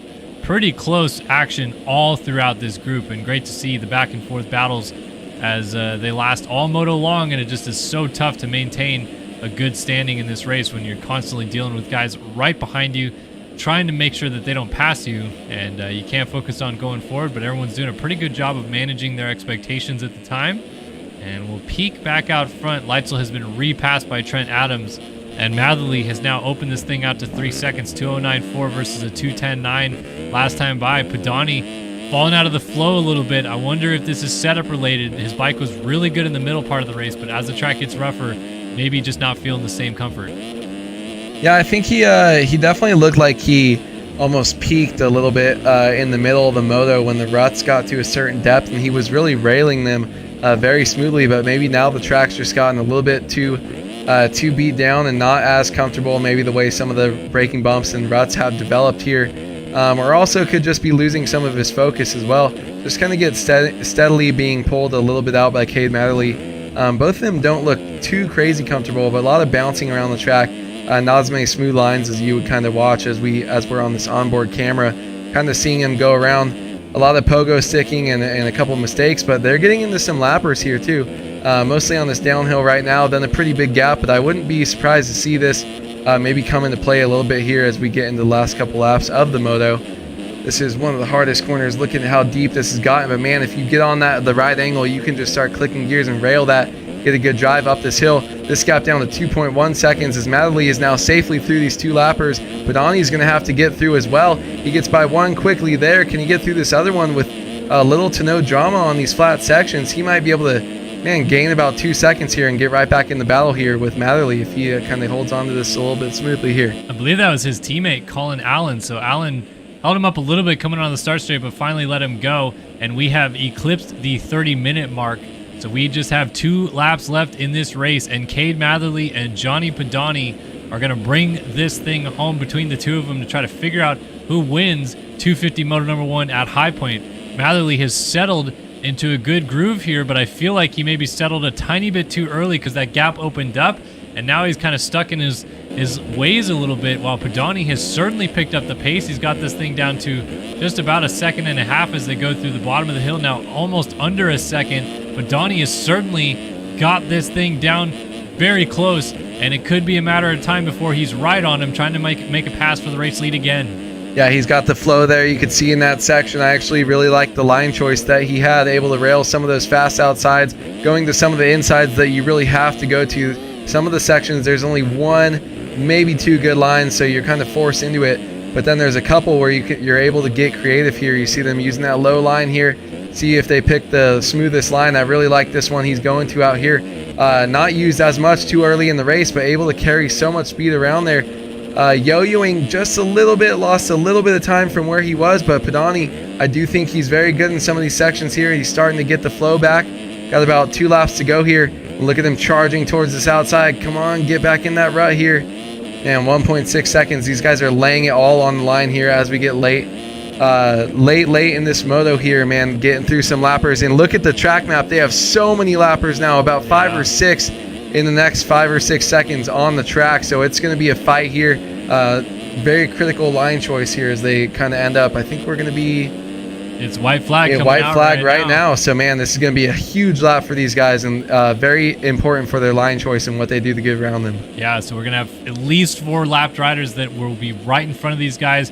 Whether or not they hit all of them is up to how fast they catch them. But Matherly is going to have to deal with them first, and that's always a trickier situation to be in. Padani kind of blew that rep behind him. Matherly still hasn't got around this lap traffic just yet.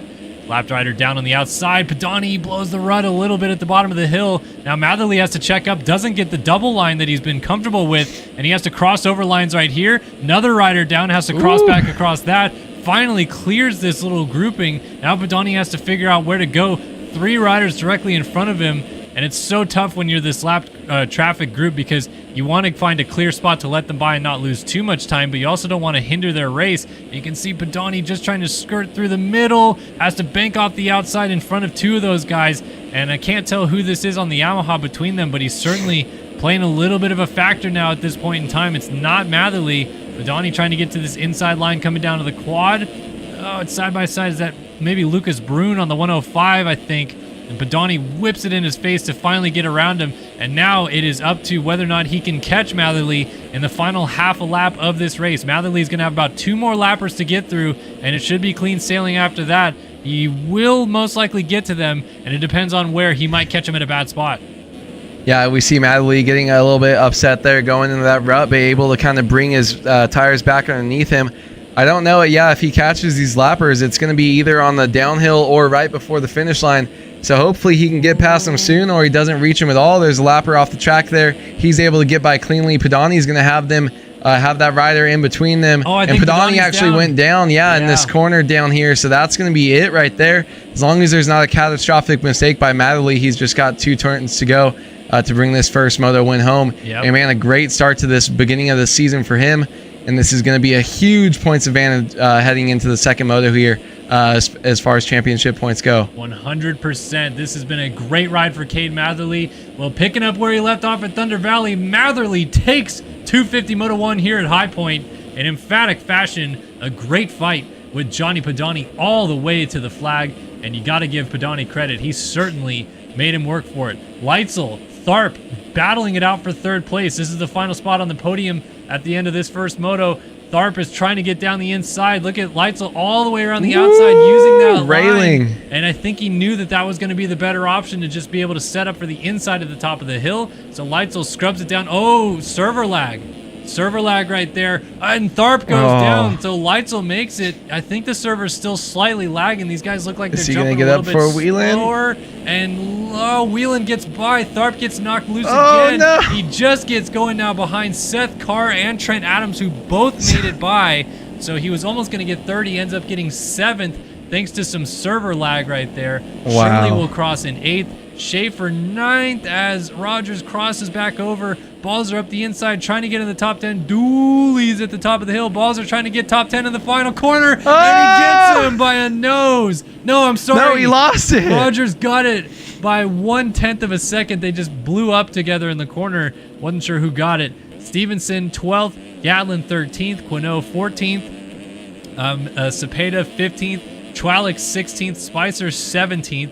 Briscoe 18th, Alec Horn right on him in 19th, and Race Cobble is in the final points paying position. So a couple battles still coming to the line, but it looks like everything is going to stay pretty status quo, I think, for those top 20 positions.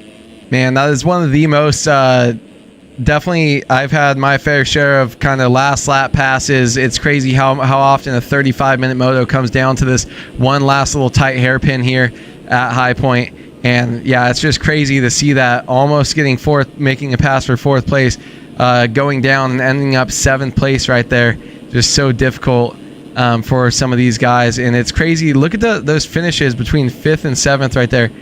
2.4 seconds to 4th, 0.4 seconds to 6th, and then 1.1 second to 7th right there. After such a long race and some big gaps between the first couple guys, you're still battling inside the top 5 with race gaps of that small. And let's see if anything changes with some cuts. Briscoe lost a spot, goes to 19th. Let's see what else we got. Oh, right looks there. like Rogers did get passed by Balzer, so Balzer gets into the top 10.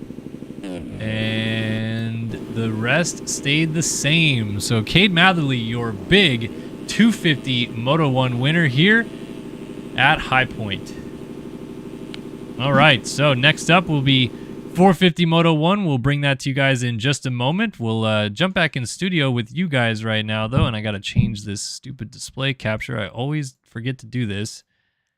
Jumping back and forth between Twitch and YouTube. But Kellen Brower, Andrew Wood in studio with you guys as we roll into 450 Moto 1 coming up next. Many congratulations to Cade Matherly for his 250 Moto 1 win. What a chaotic end to that one. And Braden Tharp drops into the chat immediately and says, bro, I would have got third off cuts. You hate to see it, man. The server lag killed you. It was weird. I mean, normally if the server lags like even a little bit, you don't see it from spectator cam, but that was a lot when you see it from spectator cam. Yeah, I mean, I wonder how bad it must have been too. I mean, you had whoever third place rider there was able to, hit the brakes, land in that rut, but maybe it just affects everyone a little bit differently. Or you're a half second getting on those brakes because you weren't expecting the lag, and then it's just so difficult to lose that many spots there in that last corner after 35 minutes of battling. Very difficult, very stressful for some of those guys. So pretty sad to see. But man, I mean, we had some pretty great racing there. 250 class, a little bit tighter than I thought. Able to watch some fun storylines there. Logan Leitzel able to kind of claw his way up, get in the podium spot. Matherly able to hold on, get that win there after fighting with Padani pretty much all races. Padani worked his way up as well, and Seth Shirley too, not really able to do as much as he wanted to that race, and that's going to be huge for the championship series points here coming into Moto 2. Yeah, especially with Matherly getting the win, it definitely switches things over. It was a 2-point deficit for Matherly, but that's going to be a 12-point swing right there in that moto alone, where Matherly will go from 2 back to 10 up on the championship picture. So Shirley's got to fight back in this second moto. Leitzel with a good first moto there also factors well into the championship scenarios a little bit better. So good first 250 moto. And now time to roll it into the first 450 moto. Alexis Leclerc leading this championship coming in. Payson Johnson 2 points back. Based on what we've seen of this racetrack so far here tonight, A-Wood, do you think it favors either one of those two guys, or are we looking for another guy to possibly break through? Yeah, I mean, we saw it last week, though, with Payson Johnson, with the insane speed he has, and he was able to, it seemed like one moto, I mean, he still had great finishes, but one moto he kind of tried to push a little bit too much, maybe overrode the track a little bit. Second moto got a start, was able to just kind of ride 80%, looked like Jet Lawrence out there managing the race. I think it depends on what kind of start that we see. I do think Payson Johnson will be really good at this track, but could also see him be maybe pushing some front ends. He's definitely one of the guys who will push the limits out there of his motorcycle, the suspension, and what the game physics can even handle. So I don't really see any strength or weaknesses, but I do feel like it's going to be Leclerc and Payson battling through it. I'm curious to see how Braden Carter will fare if he does get a good start, if he's able to keep pace. I know his qualifying time wasn't that good, wasn't as close to those guys as he would really want to be, and going to kind of see how he is when this track breaks down as we get into a lot of these rougher, more rutted East Coast tracks. So. Absolutely. All right, so let's pick our Studio 8 Whole Shot Award winner potentially going into this first 450 moto. A-Wood, do you have a pick? You know what? I don't know what. What? I don't. I guess. Take my time here. I'm going to wait for them to speak to me. Okay. We're looking around, seeing names over here. Anybody jumping Hubbard out racing? to you yet? Hubbard is racing.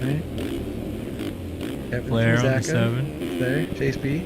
Lars, Olyak, Brennan, Morrow. I gotta see the gate picks though. I gotta have them in my mind every time. Just pick somebody. Just pick somebody. Because it takes the skill out of it, or else I'm just picking a name out of a hat. Like Lars ain't getting the whole shot. What if he's on gate 30? He don't got that in him. All right. Well, you know what? I'm gonna go ahead and make my pick, and my pick is gonna be Braden Carter for this moto. Okay. I don't. Like AC I don't need any luck. I don't need to know where the gates because are. Seth Shirley was going down no matter what on second gate. This is a terrible gate. It's like you don't pick the second gate at Lakewood either. You got to be in like gate 7, 8, 9. Maybe 5. All right. You got Carter? Freaking Reshade keep doing this.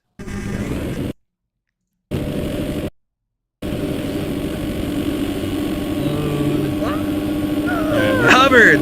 All right, he's going Hubbard, even know folks. where he Let's is. see who it ends up being. Here we go. 450 Moto 1 from High Point, and Carter hits the gate. Castellaneta sitting in the gate, I think it is. Into the first corner, a couple guys get together. Johnson on the one, pokes his nose through. Payson Johnson, Studio 8, whole shot. Round the outside, though, his teammate Trevor Burns into the race lead. Johnson's going to try to double over top of him. T-Lang on the 5, he's got a good start. Burns is going to kind of pinch his teammate off coming down the hill to maintain the race lead, but Johnson off to the whole shot. Everybody else going to do some chasing as he goes to the race lead around the outside. Yeah, I mean, just looking at how spicy Payson Johnson has come off the beginning of this moto, I'm very excited to see what he does here.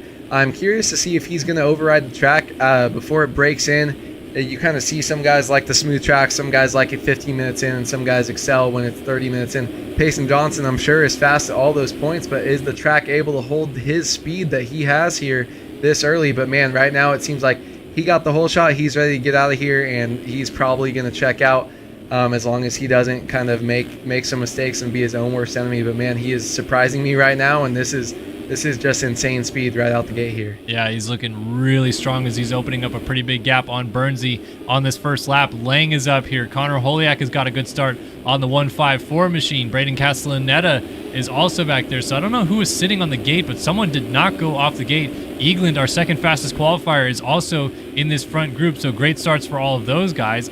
Caleb Hall coming out of the valley with Eduardo Simos, Walter Gebhardt, Devin Davis. Verzaka was down. A couple guys went by. Jack Mark, Jacob Hubbard, Adam Holm, Chase Blakely, Cooper Hunt, Cocroft, Speck, Brendan Wilson. Where is our championship leader as Carter is down and I still don't see red plates? Where is he? Oh my goodness. Alexis Leclerc absolutely buried on this first lap. 30th place for the 7 machine, and coming into this only 2 points up on Payson Johnson. With Johnson now leading this, Leclerc needs some serious help in the early runnings of this to kind of dive through this pack early.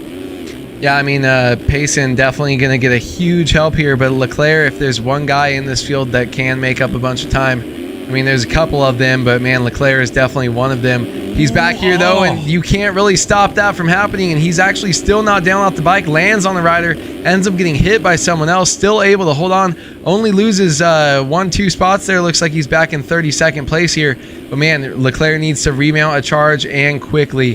He's definitely got the speed to get back up there.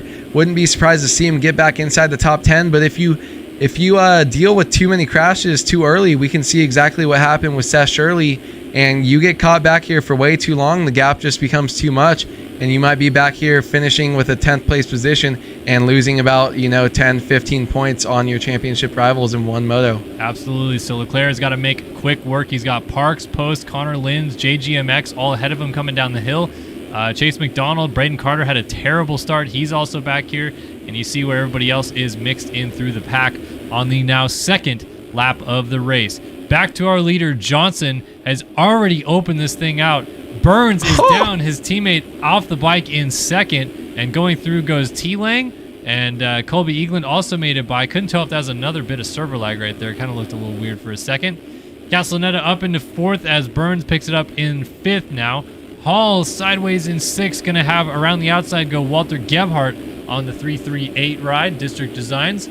So Hubbard back here in the 8th spot, Simos 9th, and D. Davis now rounding out our top 10. And you can see just how tightly knit some of these riders still are together on these opening few laps. Got Chase B on the 21 right behind him. I think that's Siebold on the 18 coming into the corner as well, as Davis just holds Blakely off going up the hill another lap.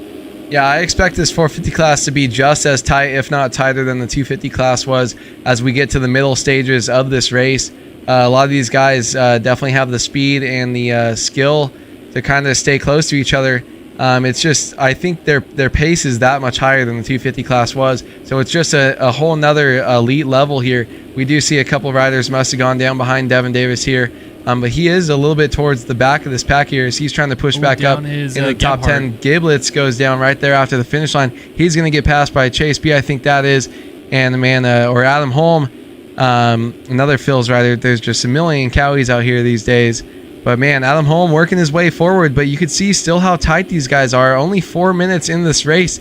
Lap 3, this is still the very beginning. And this is definitely going to end up being battles in these positions all the way through the end of the moto, I think. Yeah, this is going to be really interesting to see how these guys battle with each other as they try to work forward, because any one of these guys at any given time should be guys that could go and battle for race wins potentially. You got Holm, Gebhardt, Cooper Hunt also in the mix as Giblets goes down again and Cooper Hunt goes by him. So coming through now, I'm going to try to find back just coming into picture right there is Carter on the 9. So Carter is now into points and he is just caught to the tail end of this group.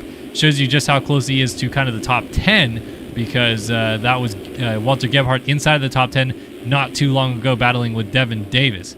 So let's peek back out front again. Johnson still putting in great times down at the front. 2:02 flat in the first timed lap of the race. Let's stick with him and see what he runs again. Tell me what you're looking for, Awood, when you watch Payson go around the track. What is he doing that is just so much more spectacular than everybody else? I mean, just seeing in that last corner, but one, he's riding these smooth lines here, but you can just kind of see the way he puts his tires. This wasn't the best showing of it right there. Hopefully we can see it more, but he'll put his tires on the top third, basically, of the rut. So you've got the bumps down on the inside, and then you've got just the smooth part where you can just hold it on. You see the gear that he's in. You can see that RPM range, how high, basically how hard he's on the gas there. But he's just on that upper third of where the ruts kind of dig into the ground when he hits it right. But man, he's just able to keep it so smooth there. Boom, just on the gas, hits the perfect lean angle and just holds it wide open there. No hitting the brakes really there. His roll speed is insane. Pushes a little bit wide there, but man, that's just kind of the difference you can see with a lot of these guys. The way that they ride these bumpy ruts, they'll just get on the top edge of the rut and just hold it wide open. Yeah, he's unbelievable to watch ride. I mean, you saw him wheeling down the hill to avoid braking bumps as he was, look at that, tripling that inside line right there. No one was doing that in the 250 class, and even if they were, they would probably be crashing. Unbelievable stuff from our race leader. Battle for second still been kind of a bit of a teeter-totter. Oh, and it's not going to be much of anything now as Eaglin slides out. Fortunate not to actually have a legs off crash right there, but did end up losing quite a bit of time to T-Lang, and he has been on him for quite a bit of the moto so far. Castellaneta is still sitting right in tow with Burns also in the mix, so this is a good little fight for all three of these guys. Strong early motos for Castellaneta and Burns, but I think if you're Burns, you're probably kicking yourself because you had a pretty comfortable second place at one point. Crashed it back here. Still in the top 5, but I think you'd like to be a little bit higher. Yeah, definitely. I mean, after having a good start and kind of putting yourself up front, you definitely expect to be staying up front with the leader in sight. But man, when you start making your own mistakes and dropping back, there's no one really you can blame but yourself. And then right now we see him, looks like he's just trying to push a little too hard, maybe slowing it down by just a little bit with his effort into some of these ruts. He might be able to stay a little bit smoother, goes for the jump in that inside line there, blows that. That's going to lose you about a half second right there. And you keep making those small mistakes around the track, you're just going to keep dropping back. People that are able to ride smoother are going to keep gaining time on you, and you're going to lose sight of that lead group as you go around the track, pushing just that 1% too hard. You dial it back in, and you'll be set up for a top 5 by just kind of cruising around the track after a good start. Yeah, so these guys settling into that early pace as we are coming up to the 10-minute mark of 450 Moto number 1 here at High Point. Burns into the rut on the inside before the finish line jump. A little bit of a mistake. Maintains 5th place, though.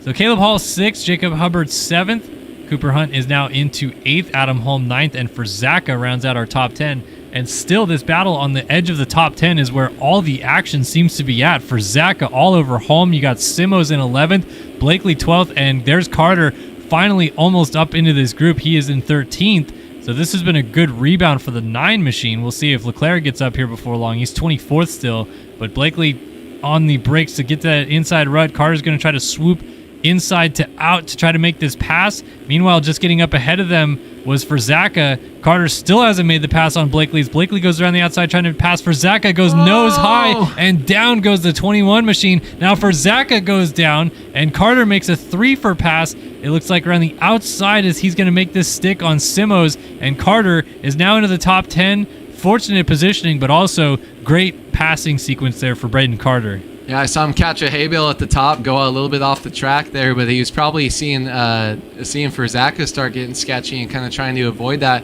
Gets that 3-for pass down that very tricky downhill as that kind of develops. Lots of people doing different lines. You saw Chase B mess up the line to the outside, Frzaka mess up the one to the inside. Braden Carter getting some much needed passes that he did or that he was able to get there, moved himself into the top 10. And it's just crazy to see Braden Carter here pushing, and then see Alexis Leclerc still back 24th outside of points here.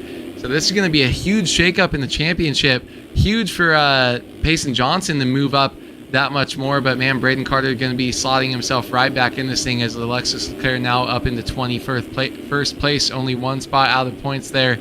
But Braden Carter definitely with a good ride and wants to move up further. I think he'd be happy if he can get himself up inside that top 5 after that disastrous start, but still 20 minutes left to go plus 2 laps. Well, I think the most remarkable thing about Carter's charge thus far is he's only 30 seconds off the lead after being outside of the top 30 early in this race. And you do a little bit of math right there, losing 1 second per position. Like, he's done pretty good to limit the damage, I feel like, in terms of the time loss in this moto. But we did also hear a report just a moment ago that our leader, Payson Johnson, had gone down, and it appears that that is pretty accurate because Lang is much closer. 3.5 seconds back is the 5 machine, and Tyler Lang quietly looked pretty solid in Moto 2 at Thunder Valley last week. He's been working towards being better. He only went 1-1 at Budds Creek last year in his title defense year, and he's going to take over the lead now because Johnson was down on the inside of those ruts in the tricky downhill off camber section. And a new leader here at High Point, your 2021 champ, Tyler Lang, is out front on his TSCZ Productions Takatoji Honda. Yeah, he's definitely been doing very good, very consistent so far this year. As we've been moving on through the races, every moto seems like he's gotten a little bit better. In his championship standings, he's been kind of up there, just a little bit further back than that lead group. And man, he's got that number 5 for a reason. Won a championship before. He definitely knows how to get it done here. And Tyler Lang really kind of starting to come into his own here. It's crazy when you can be that close to Payson Johnson to where maybe a crash or two, you're riding the lead. Definitely a good start here, and I wouldn't be surprised to see him hold on to this for a while here. Maybe Payson Johnson ends up getting a little bit flustered. You see there's already a huge gap because of how close he was before that last fall off. So Tyler Lang definitely has a lot of breathing room, and I'm not really surprised to see him at all up here.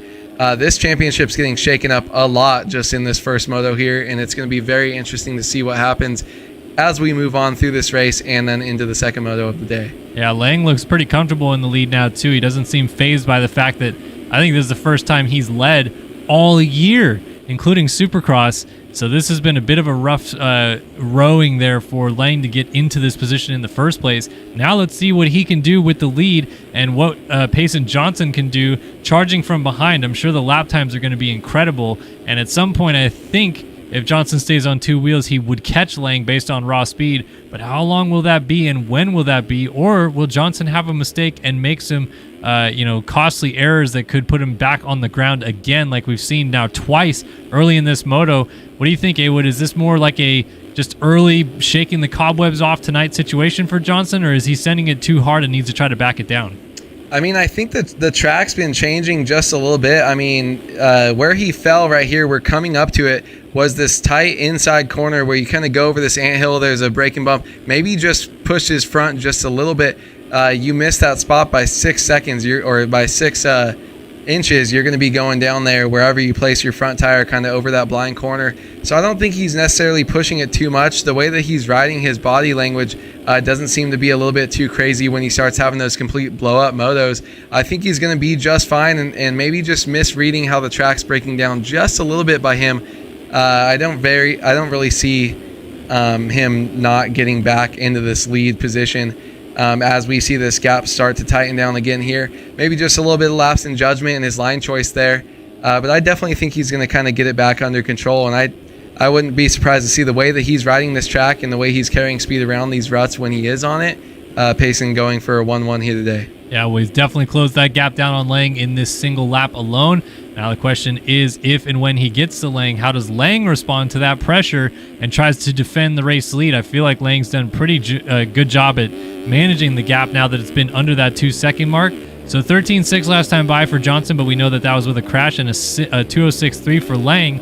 And I don't know if he had a mistake or whatnot, but definitely not as close to his best time of a 2:04.4. This time is going to be really telling of this battle and the tale of the lap times right here. So Lang crosses the line this time by 2:06.1. 2:03.3 Johnson, almost 3 seconds faster than Lang that time through. Certainly pushing. It's not like Lang is struggling. He's doing a great job out front, but Johnson just appears to be on another level, and it's not going to be long before he's on that rear tire of the 5 machine. So our 2 most recent RaceFactory Gaming national champions are set to battle it out here in 450 Moto 1 at High Point. The 2021 champ of Tyler Lang and the 2022 reigning champ of Payson Johnson as they come down the downhill, charging into transition. Lang a little bit twitchy going through those braking bumps. Oh, they're going to cross over. Johnson thinks about the inside line right here. Lang goes to the second rut. Johnson gets the inside pretty good. Lang crosses back over as Johnson goes to the inside of him in this corner, but Lang maintains a position.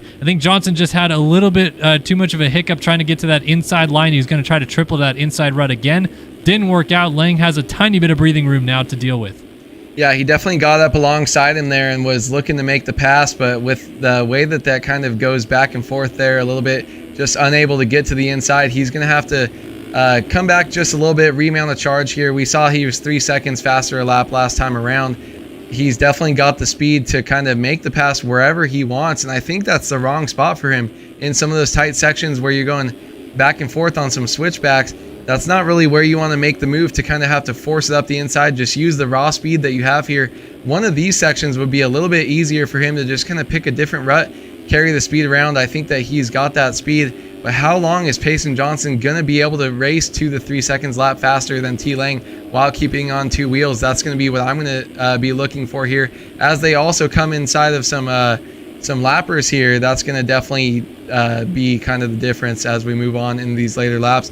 Into the 450 class lappers a lot quicker than the 250 class was. Yeah, I don't know if that's just a disparity from first to 40th or what have you, but definitely caught these guys pretty quick. And Lang short on the uphill triple. Johnson around the outside just doesn't have enough to get it done, but the battle is on once again. Nearly identical lap times that time by. And look at this, Johnson to the outside. I'm surprised Lang continues to go that anthill jump because Johnson has now proven lap after lap how much time he's gaining right there, and the 1 machine goes back to the race lead. Now, can Lang figure out his lines, maybe follow Johnson a little bit and see what he's doing to gain time on him and try to get him back? Because otherwise, Johnson might just take off with this thing again. Little mistake right there. Lang is right on his rear fender again as Johnson crosses back over to the far outside line. They end up funneling to this same rut right here, trying to deal with some lap traffic. Have to split the gap between these 2 riders, but Lang is not done with the 1 machine just yet. In fact, gets through that rut very clean. Johnson back to the far inside, Lang doubling around the outside. Man, the way that they keep crossing up lines, you feel like one of them is going to do something a little bit better than the other, but so far this half a lap, it's still pretty nose to tail. Yeah, I mean, I think that Tyler Lang definitely has those tight lines a little bit better than Payson. Payson's able to hold it wide open around some of these sections, push the limit of where his tires are. Lang just has that little bit more precision. But Payson Johnson, there's enough of the track that's wide open on here to kind of pull away. Going to see if he's going to make any more big mistakes. We're 18 minutes now into this race, so just a little bit over halfway. Can Payson keep doing it as the track starts to break down? But Lang has been doing a great job at keeping it as close as he can. Like you said, two years ago, he was the national champion. Payson, I don't even know if he was in the class, but Payson makes a mistake right there. Almost goes down, keeps it on 2 wheels, but just like that, puts his tires in the one little wrong spot, almost goes down. That could have been huge. That is huge for Lang, though. Moves into the lead by about 3 or 4 seconds as we come down this big downhill here. And Lang, if I was him, I would switch up that line going across the start and try to really focus on those tight sections because he is definitely missing that. I saw Logan Leitzel making up a lot of time in that section in the 250 class, and Payson Johnson, or Tyler Lang, still hasn't learned with Payson Johnson. Hopefully now he did that last lap. Yeah, I mean, I definitely feel that Lang's disadvantage is the first half of the track. The second half, where it's a little bit more spread out and open, he's been really good. And again, still going to that inside roller. I mean, I guess if you're comfortable to it with it, just keep sticking to it. But Johnson made the pass there on you last time by. You saw the speed difference. Why not change it up? Why not go around that anthill and use one of those ruts. Maybe you're just too concerned that you're going to get kicked sideways. I don't know what it is. But either way, Johnson has now got blood in the water once again. He's closing right up to the rear tire of Tyler Lang again. And now Lang has to play defense in this first half of the track where Johnson just seems to be that little bit better. Can he hold him off again as Johnson crosses over from the outside to the end, and he puts Lang down? Johnson takes the lead, and Tyler Lang lands on his rear tire and falls off the bike immediately. There is the end of the battle. There is the race lead for Payson Johnson. Now he's got clean track and a lot of time to set sail on the rest of the field.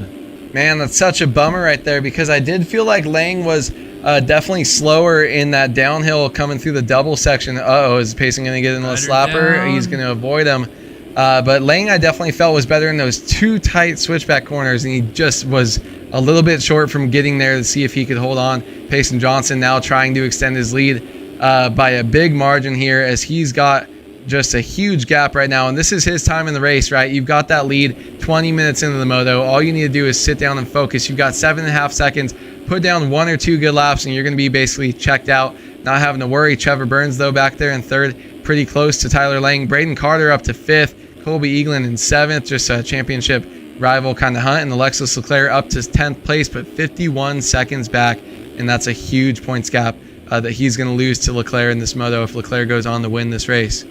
Yeah, Johnson definitely looking pretty comfortable out front now after he's made that pass. Man, Trevor Burns, despite the battle we just saw from Lang and Johnson with minimal mistakes and them pushing each other, Burns is actually kind of catching both of them. 2:09.6 last time by doesn't suggest that, but he's only 9 seconds off the lead.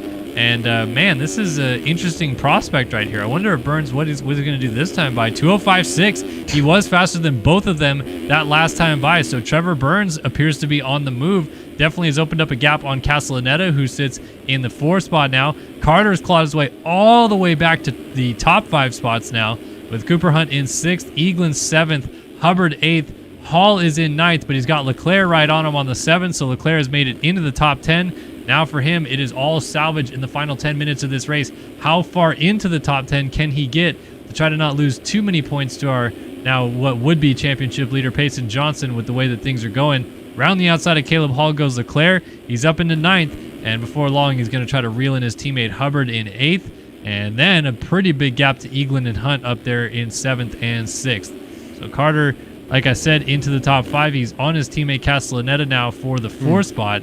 And this is, I feel like, impressive that Carter and Leclerc were both that far back at one point. And Carter, normally not the outdoor guy. I mean, we say that all the time, but he just kind of worked Leclerc from the back to the front of the field here and still has a shot at a podium. Yeah, I definitely, it has been a great ride by him. I feel like we've kind of seen him kind of figure out outdoors this year. Hasn't really been, the best at it too far. As we almost speak too soon, he almost goes through the front door there. But Castellaneta as well with some great rides. He started figuring out stuff a lot towards the end of Supercross, having some better rides here. And it's really good to see both these guys, these Phil's riders, performing. Yeah, Braden Carter definitely surprising me, though. I didn't think he was going to be this good in outdoors this early. And to see kind of him be able to kind of move up as there's Castellaneta goes down right in front of his teammate, gives up 4th place position to Carter.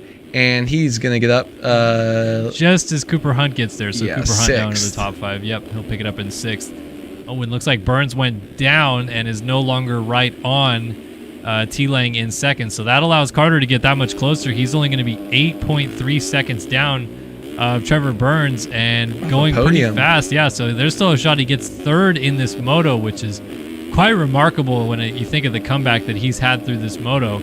And so now it's really what Lang can do. 2:04.9 last time by. He definitely lowered his time to almost match his best time, but Johnson still went half a second faster to 2:04.4. So not much you can do if you're Lang other than exactly what you're doing, just hitting all your marks and doing some pretty stellar laps. Johnson just seems to be doing that slightly bit better, and as I say that, oh my gosh, has the rear end kick out and just lets it corral back underneath of him. But I don't feel like Johnson's out of the water yet, especially with the way that this track is deteriorating. Those little moments like that will kick you bad in a minute. Yeah, I mean, he's got so much speed. It's weird. It's like when you're pushing that ragged edge, it's almost like watching Stu.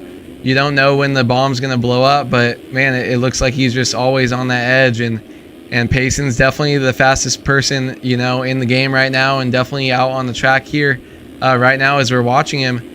putting down a, his just random, last lap that was 2.5 seconds slower than his best, was tied with Tyler Lang's, who's in second place, his best lap of the race so far. So he's just on another level here. But yeah, it's all about getting that consistency, keeping it smooth, because he's still not out front of that zone where if he goes down, has a bad fall off, he might lose the lead. So he's got to learn to kind of run that crazy pace, pull away, get that lead, and then kind of back it down to riding 70-80% and holding on to that for the moto win. I think that's maybe going to be the plan, but I don't know if Johnson ever can go 70%. We'll see. I don't think so either. See if he can back it back down a little bit. So Carter is now about 7 seconds back of Burns. He's 8 into that gap a little bit more. 2:05 flat last time by. Burns did have a crash, so we don't know his exact time that he could be running. Oh, Carter makes a mistake just as I say that.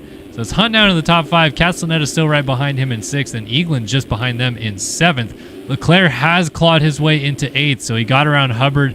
He gapped away from Hall, and wow, 2:05 flat last time by. So Leclerc's running some very competitive lap times late here. Castellaneta did end up crashing, so that 17 doesn't work, but Eaglin on an 11.7 and maybe Hunt on that 07.4 are pretty indicative of what these guys in this group are running. So give or take, about 2.5 seconds a lap that Leclerc could be gaining. It's not that far behind them either, only 8 seconds off of the group. And as I say that, he's going to go off the left side of the track, but there's a chance even that Leclerc could even get to the top 5 with about 4 minutes and 2 laps still to go. Yeah, I mean, he's definitely on the charge right here. Throwing your best lap down once you've kind of fought through, settled in 23 minutes in the moto is kind of ridiculous. He only misses it by 0.1 seconds right there as we just hit 26 minutes in the moto. So he's definitely getting more comfortable on this track as he's had more time on it and it gets rougher. Maybe those ruts kind of breaking in a little bit more. He might have been pushing himself just a little too much and the ruts couldn't hold it earlier on. He's also just so good when the track is rough. Alexis Leclerc has been, always been good at that as we've ridden these national series over the years, and it's definitely showing right here. So as he moves up, he is still, timing was off a little bit there. Only 4 seconds back from 7th place here, and this battle is tight with a lot of lappers in between. So would not be surprised to see him get inside the top 5 here as we switch. If we can switch over, let's see Cooper Hunt right there in the camera view now. So he's only 1 second back of the rider in front of him. So, man, look how close that this battle is as they're catching up to Braden Carter. He throws a huge whip right there. Almost gets into a lapped rider in front of him, but Alexis Leclerc hunting down this group in front of them. And, man, he's definitely the fastest of this group right now. No pun intended, hunting down. Carter is down. Later. Carter down with a lapped rider, and Leclerc is going to take advantage. So Leclerc goes up into 7th now. Next up, he's going to try to get to Cooper Hunt. Here's Castellaneta in 5th. Not too far behind Eagland in 4th, so still plenty of opportunities on the table for Leclerc in this scenario. By the way, Lang had got it down to about 2 seconds on Johnson. 15 flat for Johnson last time by suggests that he did crash again, and Lang only did a 2:10 once, so Lang may have also had a slide out. But this is not over for the race lead either, with Johnson making a few late mistakes, and he just went down. He slid out, so Lang is going to be right on him coming out of the corner up to the Carmichael double. He thought about going up the inside, but Johnson maintains the lead. I thought he was going to case that jump. Lang crossing back over, Johnson staying a little bit lower. Let's see if Lang can figure it out, if he can try to just straight up make a pass on Johnson, or will he have to there's a rider down. I was going to say he's going to have to wait for that critical mistake out of the one machine, because Johnson has been really good at responding when Lang is right on him, but then he gets in his own head a little bit out front and goes down. Yeah, I was going to say, I feel like he's either in his own head, kind of gets bored, loses focus way out front, or he does get, sometimes he does get cracked under the pressure a little bit. If you can stay on him, I feel like it doesn't happen that often where someone can stay within half a second of him. But when it does happen, I really don't think he's comfortable in that situation here. He maybe likes to be between 2 to 5 seconds out front and just be like, yeah, I'm faster than these guys, but too much breathing room might be a problem, and we see a couple mistakes going as Tyler Lang is closing up into this back section. Let's see what happens here. They both choose the same rut, and they both rail it super smoothly around the top side. It's going to be interesting coming into this back section, this very tricky spot where they have to jump up into these ruts here so you can rail it the best. Tyler Lang checking up just a little bit, same rut. Johnson, same thing. Same rut that almost took him out. and the same crossover move where the rear tire gets kicked out of the rut and puts him on the ground. So Lang goes to the race lead just like that. I mean, if you're Johnson, if it happens once, you got to maybe consider changing the lineup, right? Yeah, I mean, especially with the guy, I mean, he's so close behind you. Maybe you want to just go to the inside rut no matter what.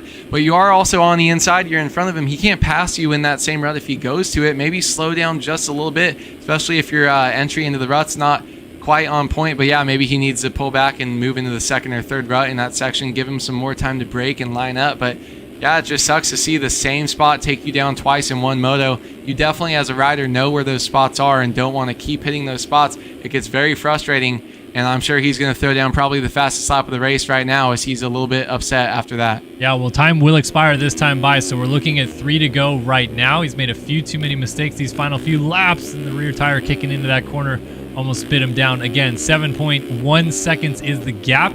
So if he's going to catch him on raw merit, he's got to start bringing it down. And look at that, now under 7 seconds to 6.7. Flying down the downhill into the hay bale, but then, just almost stacks it into that corner right there. He's pushing a little too hard, perhaps. We'll see if he makes it work. Meanwhile, Leclerc has just got around Cooper Hunt. He is now 5th, and he's on his teammate Castellaneta trying to get into 4th. This is an unbelievable comeback for Leclerc.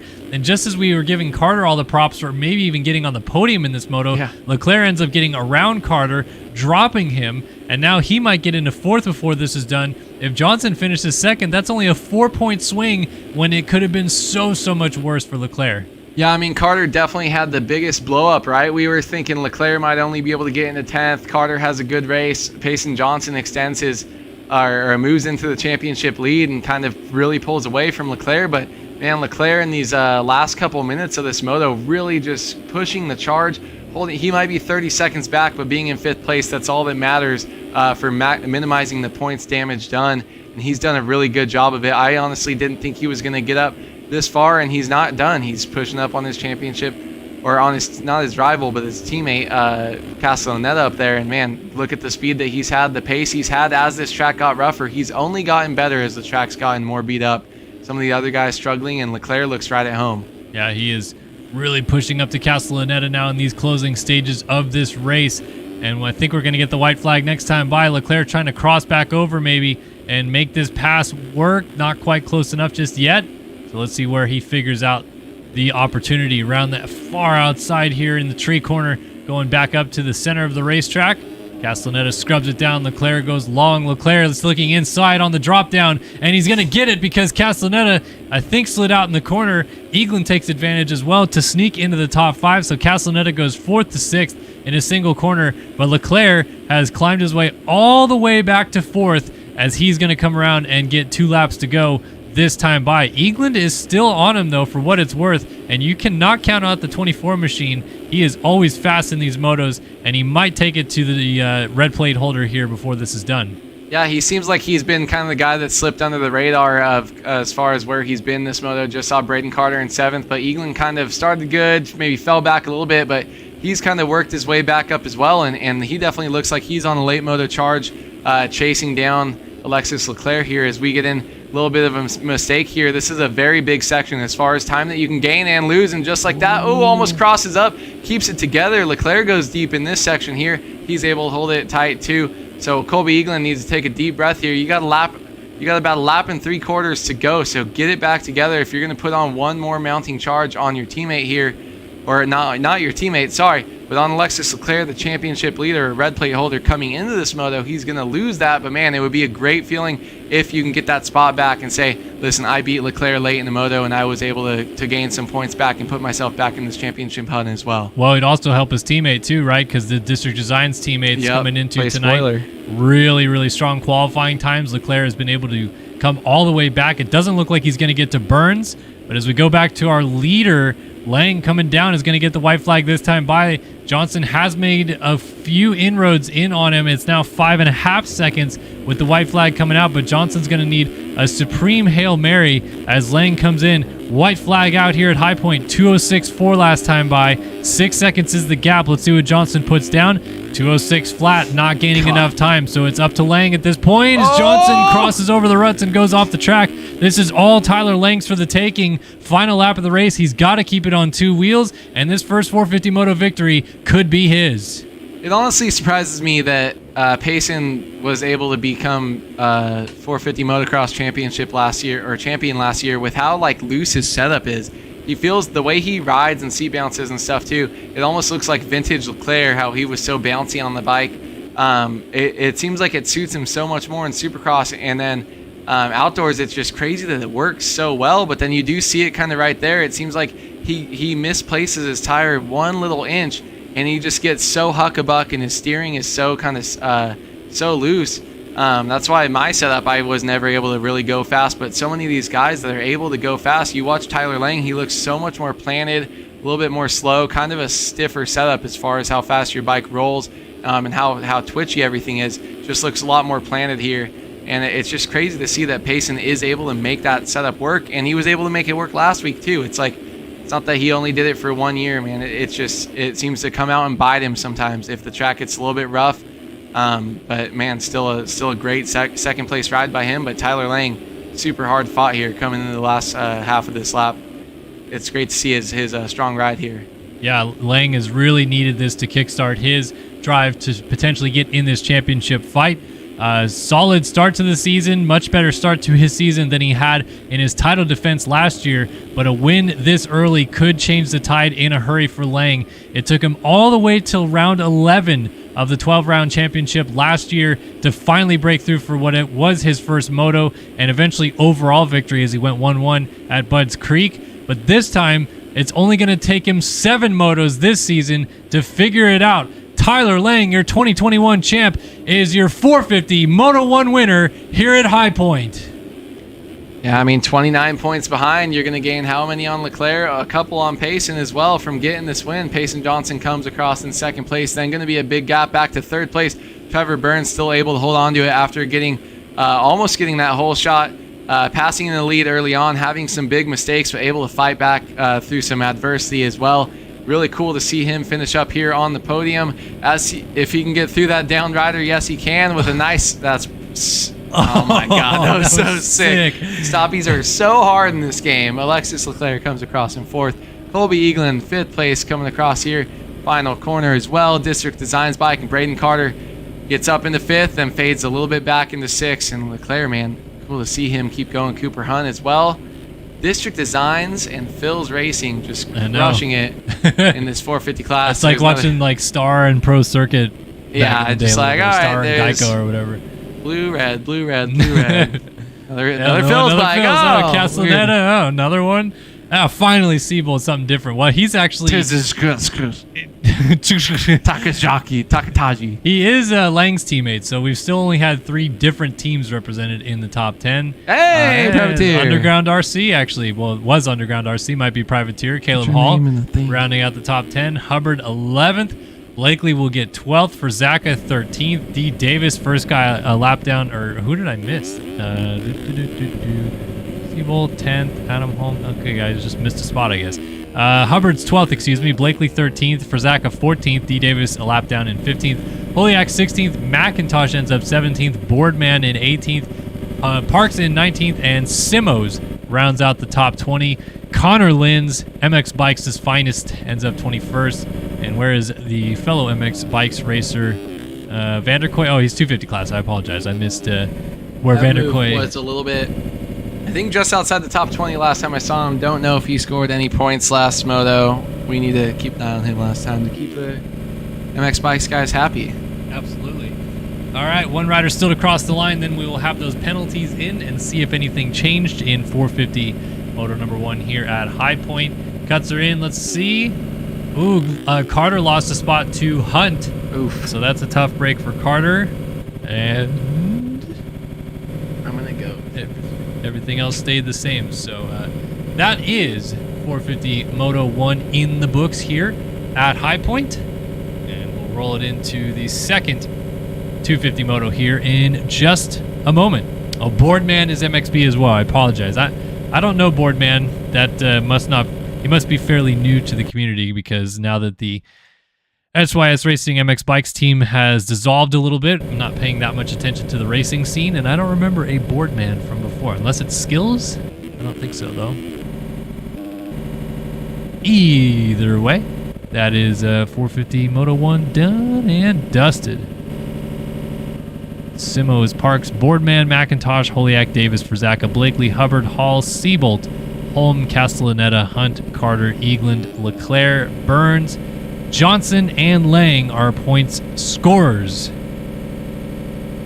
in 450 Moto 1.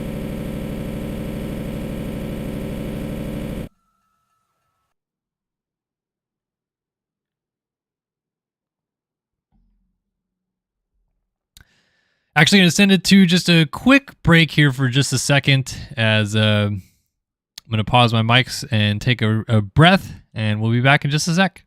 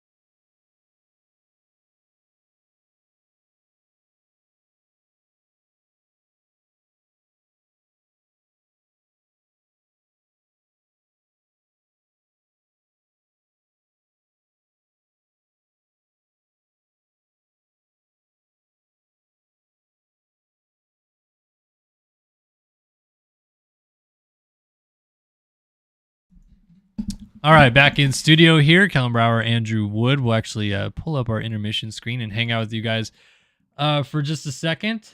Alligator has a question. Yeah, Alligator has a question. He said, Kellen and A. Wood, how was it racing Leclerc and Tyson back in the day? You want to answer first? Yeah, I mean, I never really raced Tyson, but it was crazy to watch what he was able to do in the races that I would get, 10th to 15th place, and he just go out and dominate for so long. And then Leclerc, I feel like when he was coming up, was able to kind of battle with him a little bit as he it's sad that he was figuring out the game and I was at the peak, and I was able to kind of run around with him. But then just kind of watching that career trajectory kind of keep going and going. And he's just been, it's crazy to see the longevity that he's had in this racing, as well as other guys like Devin Davis. Chase B has been around for a long time. Keeping at the top level of the sport for that long is super cool to watch for these guys. Yeah, I mean, going back to racing them, I feel like it just was, you just knew they were going to catch you at some point. If you started in front of them, you're like, okay, well, like, he went down in the first corner, I'll see him blow by me in 4 or 5 laps or whatever. I mean, a couple times we did get them, but it was rare. Like, they were as good as they are now, as good as Leclerc is now, I should say. They were that good back then. in terms of a balance of how fast they were compared to us. And I think that the level is higher today, but I do think that they upped their level from where they were at back then. But then, conversely, they were that much better than us back then as well. So it's remarkable to see what they did back then and what Leclerc is still accomplishing today. All right, you got a Studio 8 hole shot pick, Andrew. You got to see the gates first? Maybe. Give me a second. You go first. I like when you go first. This time, I'm gonna go Shirley. I'm gonna look to see that he turns it around this moto, and I'll pick Shirley. I'm gonna go Balzer this time. All right, so A-Wood's got Balzer. I've got Seth Shirley. Let's see if either of us are right.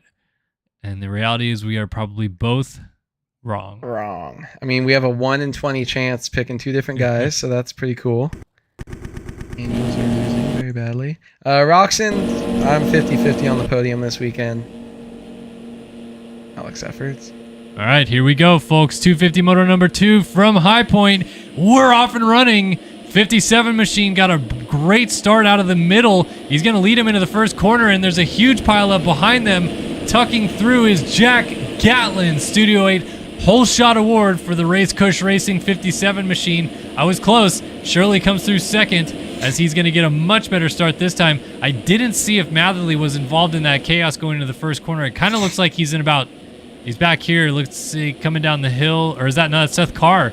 And Leitzel's got a good start as well, so Matherly may have been caught up in it. Only one Yamaha is up here. It is Seth Carr as Jack Gatlin leads the field through. Matherly is in 15th, so maybe didn't go down, but definitely got held up in that first turn chaos. Yeah, Bryce Whelan with another good start as well. He's running in third right here behind this group, but Gatlin with a great start. We saw it from the jump, and you can kind of tell if you get a good jump on these guys in outdoors and you can kind of get the power to the ground, you can definitely pull away and get a nice little gap here as we see him come over the big jump for a second. Like I throw in Oppo, was able to hold on to it just a little bit there, but Jack Gatlin comes by. Hey, I got the manufacturer right. I mean, the Suzuki got the whole shot, so we know how rare that is. It's not even the right team, though. Come on. Yeah, whatever. They look the same. They look the same. It's the wrong team. Claiming it. Jack Gatlin, though, with a good first lap here, too. Not many mistakes. A lot of times you see these guys get whole shots. They make a couple big bobbles. But this front group kind of running good right now. Top 3, 4 right now. We see in the back start spreading out just a little bit. Seth Shirley, though, trying to push. But Whelan right on his rear tire here as we come in. And Whelan pushes a little bit too hard. Going to the outside, gets a little kick, and he's going to lose a lot of spots. Well, a lot of spots as the crowd comes around. He's going to get going. That's Seth Carr, and that's Matherly that's going to go through the corner as well. Leitzel right there, and Tharp. So Leitzel, Tharp, and Matherly, that's a group of riders we expect to be battling more towards the front. Leitzel and Matherly, of course, were third and first in the first moto, but Tharp was seventh, and Tharp has said a few times this year that he factors in as a guy that he believes can challenge for a title. And Leitzel up the inside is going to pass Matherly, who went off the track. Let's see if Whelan gets him. He will get him as well. So Matherly slips back to just in front of Evan Steins right here as they go up to the finish line jump. Steins is looking inside. Matherly crosses over and keeps the position. Everyone kind of hops over the ruts. So early on, Leitzel and Tharp, oh man, going at it right now as they are now behind Jeremy Estrella. And it's everyone still chasing Jack Gatlin, leading on to lap number 2. This is a good ride for Gatlin. Lead a lap, feel the pace out front. He's no slouch, the rider out of Great Britain, and he definitely has been a guy that contended at the front for years, both in the NA and EU series. But to deal with this pressure from the championship leader of Seth Shirley early on in this moto and just kind of feel what this pace feels like, certainly some experience that pays big dividends when it comes to trying to get a little bit higher up in your results every week as the season progresses on. Yeah, I mean, that must have been a hard-fought 13th place finish for him in the first moto, and then you come out, you get the whole shot, and you kind of can run up with the red plate holder here. So definitely good experience for him as he's able to kind of try to run away from this, and it's really nice. Sometimes you just have a breakout moto where you get a start and you're able to get yourself up front. Maybe you've had bad starts all season, and it's just good to be able to kind of run up front and focus and kind of learn that pace. It can definitely help a lot with your confidence as well. You're riding good. You know, if he can hold on to even if he fades back a little bit, you finish top 5 or even top 10, that's still better than your last moto. So is going to be really interesting to kind of keep an eye on Gatlin, see how long he can hold on to this position, if he can hold on to it to the finish line as he's getting Seth Shirley right up on his rear tire there. But yeah, just gonna be fun to see. It's always good to see kind of guys get a breakout start and kind of put on a show when you're used to being stuck in the middle of the pack. Yeah, he's not wavering whatsoever to this pressure from Shirley. He is keeping the 44 machine at bay. Going to lead another lap through over the line. Now let's see if Shirley can figure out the lines that Gatlin is taking and try to change it up just enough to maybe take advantage and pounce for the race lead, or will Gatlin defend yet another lap through here? Certainly the pressure being applied from Shirley, so Gatlin is wide open right now, definitely not laying down whatsoever, dealing with this battle. And they both are working well together to get away from the rest of the pack, as they have opened up about a 5-second gap back to second place right now. Oh, Gatlin stayed on. What? Wow, what a save in the end for that to pirouette and land on his side. Keeps it upright, but only loses the position for the lead, of course, and loses a little bit of time.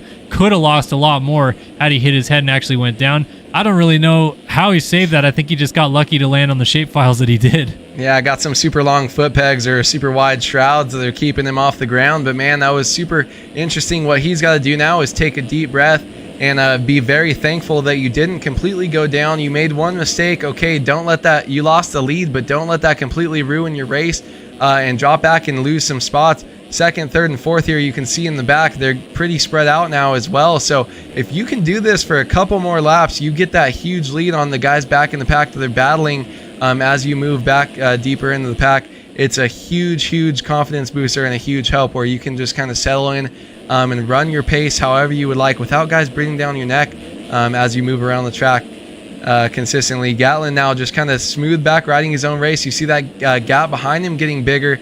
He's losing time to Shirley, but Holtzy now, he's running a strong third, and he's got trouble kind of coming up closer to him right behind him. So he's going to be the one kind of under pressure now. We're going to have to keep an eye on them and see how he's able to kind of fight these as we see some more guys coming up behind him. Yeah, Holt has the pressure from Hayden Stevenson closing up behind him. And to your point there about the early advantages, I mean, if you look at Gatlin, even that mistake, he still has about like 10 seconds in hand back to about 6th spot. So even if he were to crash again, he would still get up in a pretty optimal position. That's why these early laps are so important, to stay on two wheels when you get a good start like that. And staying in second place despite that little pirouette sliding down the hill. So Stevenson still over Holtzy. You got Seth Carr turning it around a little bit more so this moto. He was 6th in the first moto, but he had to come from pretty far back to even get there. This moto trying to get into the top 3 early on, and he could do so with a couple quick passes here. Holt dealing with that pressure from Stevenson, but Seth Carr looks to be the aggressor in this battle. Meanwhile, Stevenson around the outside of Holt is just going to make the pass anyway, and now Seth Carr has to swing to the outside to think about making a pass on Holt, who's swapping back and forth and goes down. Yeah, went down all on his own there. Got a little bit messed up, swapped out on that inside where it's a little bit bumpy. We see Leitzel coming through, and there's Cade Matherly coming through, our Moto 1 winner. So he's going to move up a couple spots. And these guys all kind of getting some good starts here as we see Carr with a good start as well. He had 6th place in that first moto. Going to be interesting to see if he can kind of move up and get a better finish here now that he's got a better start. When you've got some of the guys who finish up front having some bad starts, you really need to kind of capitalize on that and try to, have your first moto be the worst one and definitely gain some very important championship points here as we move deeper into the second moto. We're only 7 minutes into this thing though, and Matherly looks like he's on his way forward for sure. So gonna be interesting to watch too how far he can make it up and how many of these guys he can pass after having a pretty dominant first moto, winning by 10 seconds. See how far he can get up and if he can close in on Seth Shirley. Yeah, well, I mean, even for Matherly in this situation, overall position aside in this race, he would still leave, I believe, as the red plate holder by a nose. I think it would be tied. I think he was 2 back, and a 1-6 versus a 1-8 would be a dead tie with that 2-point swing between the two of them. So he needs to make a couple more positions up to maybe take sole possession of the red plate. But the next person he's going to have to go through to get there would be Logan Leitzel, who is going to be a tough pass even if he does get there. I have to imagine Leitzel's thinking forward. Stevenson just got passed by Seth Carr. That is now a change for position into third place for the 13 Covenant Yamaha program. And now he is going to try to set sail and get away from Hayden Stevenson. Like we said for Seth Carr, good rebound thus far in Moto 2 to start up front. Now, could he go maybe even catch Jack Gatlin ahead or Seth Shirley as Shirley leads down that long swooping downhill through the rollers? Seth Carr isn't necessarily that far back of him. Lap time check between the three of them, 2:07.7, 2:07.2, 2:05.6, so it suggested he was going slower. But I don't know, the eye test, man, looks like Seth Carr's flying right now. I think he's got that kind of Payson Johnson style where he's so loose on the bike. I kind of saw that in Supercross, and it would seem to come up and bite him. He looked like, Gatlin down. Oh, and that's Gatlin down, so that's a move into second place position here. Gatlin, so losing not too much time after going down there, still able to retain third place, or get up in third place right there, loses second place position. But Seth Carr, though, pushes front end over the berm there, and Gatlin's going to get by as they go over the big triple quad here. These guys, Gatlin going a little bit wide. He's going to get that angle a little bit better down this hill, though. But, man, these guys just kind of swapping back and forth and losing time off the leader, so giving a lot more breathing room right up there at the inside. Does he make it work? Oh, they're just nose to tail over that jump, side by side nearly. His car swoops around the outside. I think he's going to make that pass stick, and he does. So it's Carr from Gatlin. Leitzel now right in the mix with Stevenson, and then Matherly not too far behind that. So this is a frantic battle that's now 2, 3, 4, 5, 6, more or less nose to tail, and that is going to pay huge dividends for riders like Leitzel and Matherly to have them close up on this little battle so quickly and maybe have a chance to get in a second before we even get to the halfway point of this race. Because if you're Leitzel, with the overalls split as much as they are, you could maybe even look at a 3-2 performance today as a overall winning score. It is going to be more points than Shirley will put together with his 8-1, which is a total of 38 points, I think, with the 13 from the first moto and the 25 in the second moto. If Leitzel even gets to third place, he would outscore that with a 40-point day, and he's trying to get around Gatlin right now to move into that third spot and take provisional position as the overall winner. Almost got that nose in there, but Gatlin fights back. Leitzel trying to figure out his way through around the outside here at the bottom, turns to the inside up here at the top of the hill as they go over the Carmichael double, and he's got the pass made. He's into third place. Yeah, they both missed the double going off of that. Oh, and a huge kick. Oh my gosh, he was having such a good day. Moving up in the pack more than anyone, it seemed like. Leitzel just with a big kick there, going down, maybe just off rhythm, maybe in a different spot after missing that double in. And man, he loses a couple very big positions. Logan Leitzel did look like he was getting more comfortable in the first moto as the track got a little bit more destroyed, was able to keep climbing up, but man, he finds himself that much further back, and he's got a lot of work to do if he's going to get back up into the same position he was at, but also working towards that podium position that we thought he would be able to get to in the finish. But man, huge bummer right there after how good he was riding. I know, at least fortunately for him, he's not that far back of that group, and Seth Carr has slipped back behind all of them, so he was in second and now let all those guys go through. Matherly is all over Hayden Stevenson for what is now third place, I believe, as Jack Gatlin goes back into second. Matherly trying to slice up the inside to get back around Stevenson, and as it runs, Matherly is back in position to win the overall on a 1-4, so that changed the tides immediately with Leitzel going down. Of course, so much racing left to go. We are not even 12 and a half minutes in to this 30-minute plus 2-lap race. Matherly thinking about the inside line on Stevenson, not quite close enough just yet, and Carr with Leitzel getting back into the picture is right back there, hoping to get in the fight and maybe make this a 4-rider battle for third place. Yeah, man, you could just look at this train coming down. That's such a good camera shot. It's so tight, but when you could see that many riders coming down that one downhill, and it's such a dangerous downhill for these guys to be pushing at, just shows you how close these guys are. And man, this is going to end up being a great battle here as these guys are so evenly matched. Matherly, though, you can see he's working his way through. Carr looked like he had some the other way around. Matherly's got the spot, but Carr still has some blazing speed. He looks like he can make the pass whenever he wants, but man, he's just hasn't been able to completely get it done here. He looks up the inside. These guys switching ruts a little bit. Going to be interesting to see what happens as they come down and get in some of these rutted tight sections here. Nobody able to make the double here as they come around the Carmichael turn.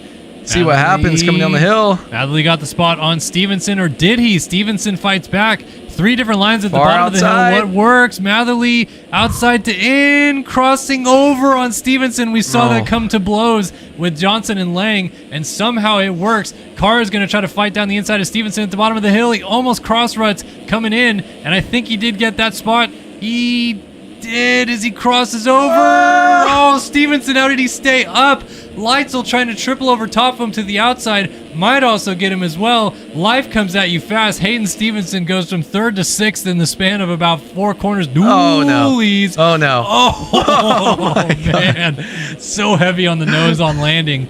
But that is Matherly to 3rd, Carr to 4th. And, Leitzel went down. Oh, Leitzel down in the bottom of the valley. Had just made those moves. Wait a minute. Gatlin was down. That's Matherly to 2nd then, as Shirley has a massive lead. Matherly now 2nd, Carr 3rd. I mean, that's huge for the championship, right? If you see Matherly, you go up, you get that 1-2, you know you're dialed with the overall, as long as, Shirley, didn't have a good finish the first moto. So Matherly's just got to kind of settle in here, and he's had some speed, but definitely got gifted a couple of passes there. But hey, man, you only work with what you're given. Now you just got to worry about getting away from Carr, who ever since he's gotten around you has just been right on your heels and definitely been a problem. It's hard to race forward with a guy that close to you. Just ask Caden Deegan, right? Looking over the shoulder just a little bit too much here.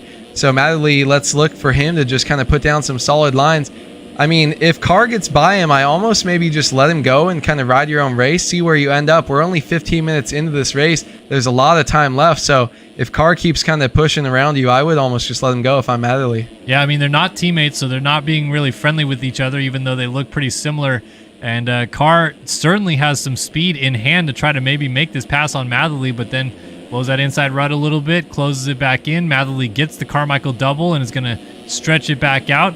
So as much as Carr is making these inroads to push up to Matherly, I feel, looks as though he's more interested in keeping Carr behind him and not getting caught up in maybe some of the drama that Carr could have if he were to go down. He wants to retain this 2nd spot, but like you said, it might not be his choice. Carr has been so strong in the middle part of this race, and he's really found his flow. Going to close back up on Matherly again, and I don't know, man. Is there even a spot that Carr has figured out yet? It seems like it's a lot of follow the leader so far.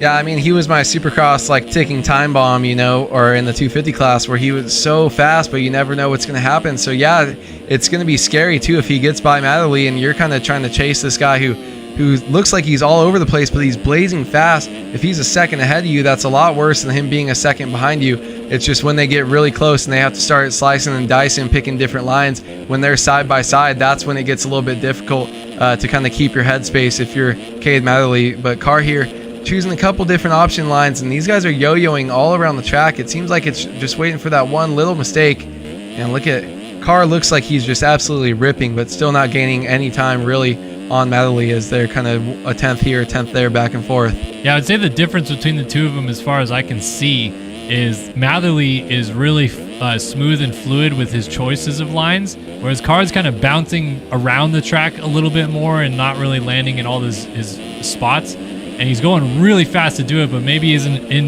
the optimal lines. But this is a chance for the lead, or the 2nd place on the track. Carr down the inside on Matherly, noses it in, and Matherly maintains that 2nd position. So just as fast as he got there, Matherly holds the spot, and Carr has to go back to work again. Yeah, I mean, it's one of those things. Look at that. We saw him missing his marks. Missing his marks. He just rails down that hill around that rut and is able to get by, but not able to make that line stick. He wasn't as precise with his location when he's planning that pass, but Cade Matherly just kind of keeping that smoothness that we've seen from him. And it's smooth with speed. So, yeah, just like that, Carr's going to be right back up on him, pressuring him again. But, man, Matherly is just kind of fighting off all of these little attempts here by Carr, and I feel like we could see this all the way to the checker flag. It's definitely not a relaxing way to do it. Is this the pass down the inside? Man, Matherly so good around the outside coming off of that double jump. I feel like Carr had the optimal position with that inside line, but just doesn't get into the corner as well. And then Matherly swoops around the outside and holds it on. Like, I feel like we keep trying to set up where this pass is going to happen, but Carr just comes up to him so fast, and you're like, oh, there it is. And then stacks it in the corner. Yeah, just stacks it in the corner weirdly, or doesn't get the drive or something odd like that. It's got to be coming, though, any second. Yeah, when Stevenson was up there earlier, Carr dove to the inside. There was a 2 for pass kind of in that corner, and he was able to get the drive up into that inside line that we saw. Oh, and there he goes down. But yeah, he was like I'm going to get up like right next to you, and then he would hit that inside and just lose all his drive and not be able to make the pass.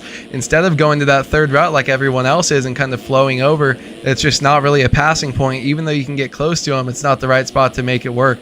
So now Carr has definitely got some problems, as he's got Stevenson coming right up on the rear wheel of him as well. Ooh. As another rider, or actually it looks like Leitzel and then Stevenson. No, sorry, that's Gatlin. No. It's Stevenson and then Gatlin. Stevenson, Gatlin. Yeah, I couldn't remember who had the orange gear on, so Stevenson is right on his tail, and then Gatlin a little bit behind him. So we'll see what they can do with Carr, kind of the way that he's riding, or if Carr just kind of pushes back up towards the rear end again. Oh, Stevenson doesn't get that rut very good. Yeah, so these guys have certainly spread it out a little bit. While we're here, actually, let's go ahead. Kind of run through where everybody's at. Not really a run through the field, but Shirley continues to lead. Matherly is second. Carr is third. And then this fight right here with Stevenson and Gatlin fourth and fifth. Leitzel is kind of all by himself in sixth. Braden Tharp is seventh. Balzer eighth. Evan Holt in ninth.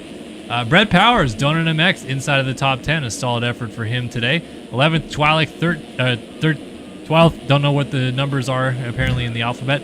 Twilight is 11th. 12th for Steins, who's getting passed up the inside, maybe, by Tyler Nichols. Scoochie! Oh, boy. Looks like they almost touched tips going off the lip there. This is a good little fight between those guys. And, 12-13 for the two of them. Steins lays it down, and Nichols goes by. Bryce Whelan is trying to take advantage and go around as well. Going to push to the outside of the wall corner right here. Carries momentum. Nothing doing just yet, but terrific action between those guys. So 15th for Schaefer, 16th for Spicer. But Donnie 17th after second in the first moto. Terrible ride this time around for the 18 machine.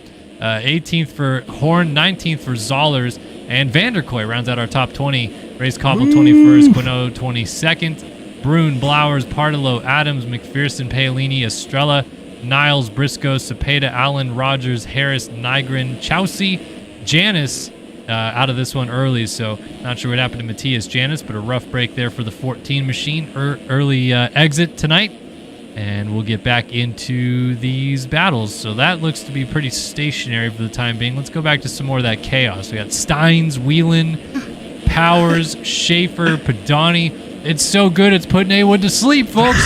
Chwalik is in the mix as well on 15th, so we got 15th all the way up to about 9th, nose to tail coming through the valley right here.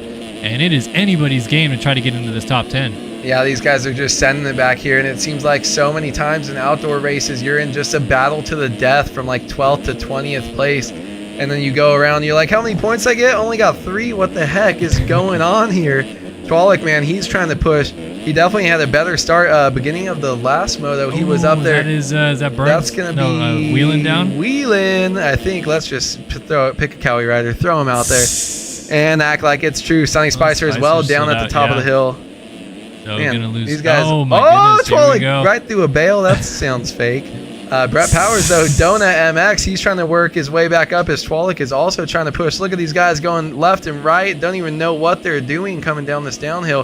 Johnny Padani, though, working his way up, trying to get back out of that. He was just in 17th, finished second first moto. He wants to get at least up towards the top 10 a little bit. These guys Twalik is scrubbing underneath him. Woo! Brett Powers is like, excuse me, sunshine. You don't need any of that nonsense. Get out of here with that. Brett Powers has been around for a minute, too, so I think Twalik is probably like 10 years his junior, and they're just dogfighting in this race. Oh, Twalik up the inside, almost drifted out to Schaefer. Schaefer and Padani still going at it right now, and Padani has now climbed up to 11th place. Wow, 6 spots in like a lap and a half. So this is pretty good progress for him, but I don't know how much further up he gets from here. Crossing over, Schaefer thought about trying to make that move. Meanwhile, he might get past anyway. Twalik is going topsy-turvy. Does a little nose pick double pits to Chesty down the hill, just going flying off the track, and going to lose several positions because of it. Spicer ends up going by. Brett Powers went through. Padani, Schaefer all through. And then Stein's just up the road of this group now. So Holtze all by himself in 9th. 8th for Balzer is on the rear tire of Tharp in 7th. Leitzel still 6th. Gatlin is 5th. And he is now right behind Hayden Stevenson, who is 4th. So Seth Carr has broken away from this group. And this battle still continues. I feel like every time we come to it, Gatlin is like a little bit closer to Stevenson, but not close enough to make a pass just yet. Yeah, I mean, he keeps getting it down between like 1 to 2 seconds, which is nice enough to where you can watch for a mistake and try to make something happen. But then every time we kind of get into it and watch it, Gatlin kind of ends up making the mistake. So it'll be interesting to see what he can do. Got it down to 0.8 seconds here as we're coming across the finish line. He's able to watch all of his lines and kind of make up his own. You see him cutting across that inside there. That's an interesting line choice by him.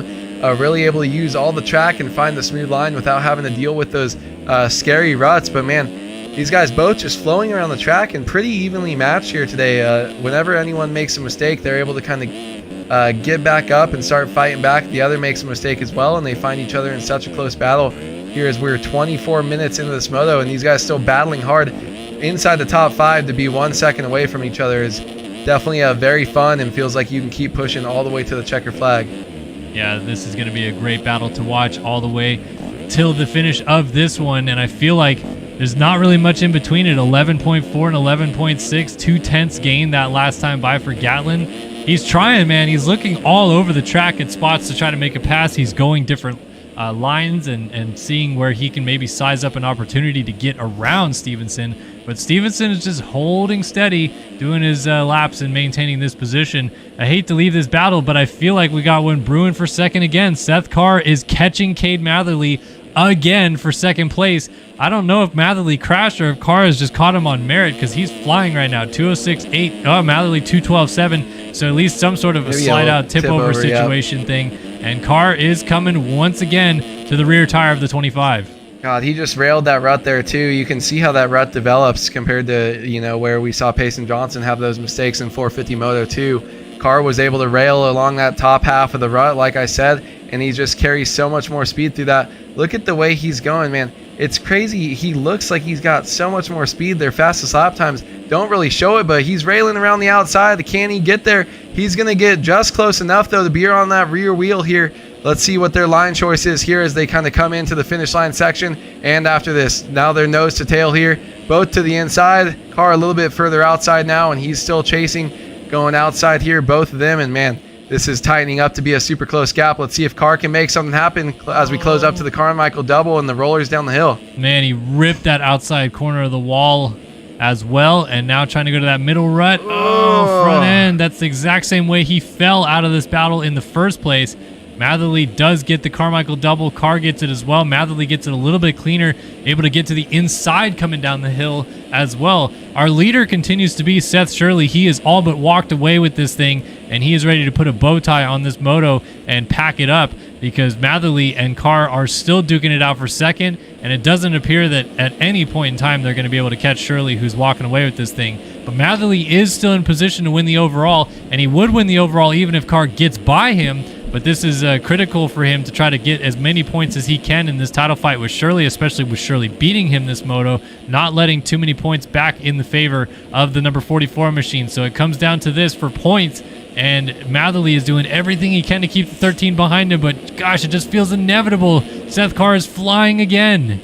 Yeah, it felt inevitable before as Carr is up the inside. Carr's going to get by right now, but what's going to happen as they come into this corner? That inside a little bit slower. They both do funnel to the outside, so Carr's going to have the pass for the time being as they come into this downhill section. Carr has shown that insane speed all day today, but he's just made those little mistakes. He's really great through here, actually. Saw him last lap, gain a bunch of time there, and Carr is now trying to check out. Is he liking this track as it develops into a lot more rutty? He can just rail these walls of ruts that they've turned into with the erode going on. And Carr, just like that, look at how far he's checked out from Matherly, from how close they have been the last couple laps. So Carr going to try to get away. Will one of those falls jump up to bite him? Matherly still going to get the overall, but those are very important championship points that he wants. That's another 2 points right there that he's losing. He would really like to have that out and have some little security blanket as we move on into the next round. Yeah, I mean, even Carr right there with that slide out to begin the lap still goes 2:06.7, and he did a 2:05 before that. Literally 3 seconds a lap faster than Cade Matherly, so he is on the move right now. Going to be too late, I think, to do anything about Shirley out front. He was 4 seconds a lap faster basically last time by, but we only have, I think, maybe 3 to go next time by, and Shirley has a comfortable enough gap that he can really just kind of manage and just hit his marks. Carr's going to try though, so I'll give him the commendable credit for doing the job of at least trying to make this thing interesting. So Leitzel's made it back up into 4th. This is going to be a solid 3-4 effort for Leitzel on the day. Could have been much better though. He was battling for 2nd early in this one and then crashed his way back to 4th, and he'll probably kick himself over that. And then his teammate Stevenson does still round out the top 5 in this fight with Jack Gatlin. So he was able to get around, and Leitzel got around Stevenson and Gatlin and drop them, and they still are fighting just as if they were battling with Leitzel behind them. So I don't know if they crashed together or what happened, but it's like the inevitable battle, and at this point, instead of battling for 4th, they're battling for 5th, and that top 5 spot is so important for these guys. Top 5s feel like a win on some of these days. Yeah, I know they're 2 different teammates, but it's just funny that every time we checked in on these 2, basically throughout the whole race, they've been just basically in the same position. So it's been funny to kind of see that every time we check in. It's like, oh, there's Stevenson. Oh, and Gatlin's right behind him. Gatlin, of course, got off to that great start early on, worked his way back, but has kind of been evenly matched. Does Stevenson land on this lap, or he goes a little bit long? Thank God. Gatlin off the side of the track as well. That's going to be a nice little spot for him. Squeak, I thought you squealed over there. But Gatlin, man, he's still pushing. He hasn't given up, and it's just funny to see these 2 so evenly matched. 29, almost 30 minutes into the moto now, we are coming to that line, and it's just crazy to be that you're battling with someone for about 28 of those minutes. Yeah, time has expired, so let's check in where our leader is. Shirley has already crossed the finish line, so it is 3 to go as Carr checks in 2nd. Matherly's still there in 3rd, and Leitzel in 4th. Stevenson makes a mistake finally off the track, and Gatlin takes advantage of it to go into the top 5, but it was a small mistake, so Stevenson is going to go right back to work and try to make his way around the 57 machine as they charge down this hill. Gatlin looks like he's pushing to the outside line. Stevenson goes to this inside line. Who makes it work better? It ended up pretty even considering where they were coming down the hill. So can Stevenson remount an attack? I mean, he just had Gatlin hounding him for about 15 minutes in this moto. Finally, the dam bursts, and it bursts in a big way. Stevenson is down off the bike, and Gatlin takes off with a top 5 position for the time being. Balzer is going to come into the picture, might get his teammate for 6th as well. So just as Stevenson gets up, he has to go right back into a battle. Fortunately, this time it's with a bit of a more familiar face, but you always hate crashing while in a battle and standing it back up still in a battle. Yeah, especially battling for a top 5 so late in the moto and then ending up just keep dropping spots. You hope that everyone's spread out, and just like that, a little mistake with the rut there. Balzer's able to double around the outside there, and now pulling a nice little gap here. Balzer's definitely on the move forward as we see them come down this hill. This track getting a little bit rough. Most guys electing to go for a little bit more outside lines here. Just like that, Balzer up into 6th place. That shuffles Stevenson back into 7th after he was just fighting, or he was just holding down the 5th place position. He is working his way back slowly but surely, even though he's not Seth Shirley, able to kind of hold on to that position. There's a big gap behind these 2 though, so hopefully no more moving backwards for anyone kind of up in these top 6 battles here for these guys. Stevenson should be able to hold on to the position, but he definitely wants to remount the charge. You got 2 laps left, so, or a lap and a half, you better try to make it work. Yeah, well, I mean, like you say, that big gap behind him to Tharp is a bit of a saving grace for him, because with 2 laps to go, you can just try to maybe put 2 qualifying laps in, and if it works, it works. If it doesn't, you don't lose a spot. You could try to pass your teammate Balzer. You could maybe have a chance to catch Gatlin if you really are cooking, and it doesn't hurt to try. I mean, if there's nobody behind you, why not? Ooh. Especially with Gatlin riding the nose into the corner right there. That was sketchy. A nice save, but anything can happen up ahead of you, so why not just send it on these final 2 laps? Yeah, I mean, you make small mistakes like that. You both do, so you're not able to kind of pull back up if Stevenson's pushing right now. But the good thing is you try to push for those big falls, and then if they have 1 or 2 of those small bobbles, then if you make a mistake and you don't completely lose it, you are then able to kind of settle in and slow down, ride your own pace. Stevenson might be pulling into that kind of mode of riding a little bit early here, as he's already made a couple of the bobbles. But I don't know, as you hit the lip right here and you still see that rider right there, you're thinking, I can do it, I can throw down the heater. You know, I mean, still 2 full laps to go for these guys, so there's a lot of time to work with. Really just try to stay close and see what can happen, as long as you don't make one big mistake, maybe then try to dial it back. Yeah, we'll see if he can make that time up on his teammate Balzer. Balzer still chasing Gatlin, and then Leitzel pretty much all by himself in 4th right now. He's charging very hard, trying to maybe make something happen against Matherly, but he will need a crash out of the 25 machine. Seth Carr slicing his way through some lap traffic right now, but he has got 2nd place pretty locked up as well.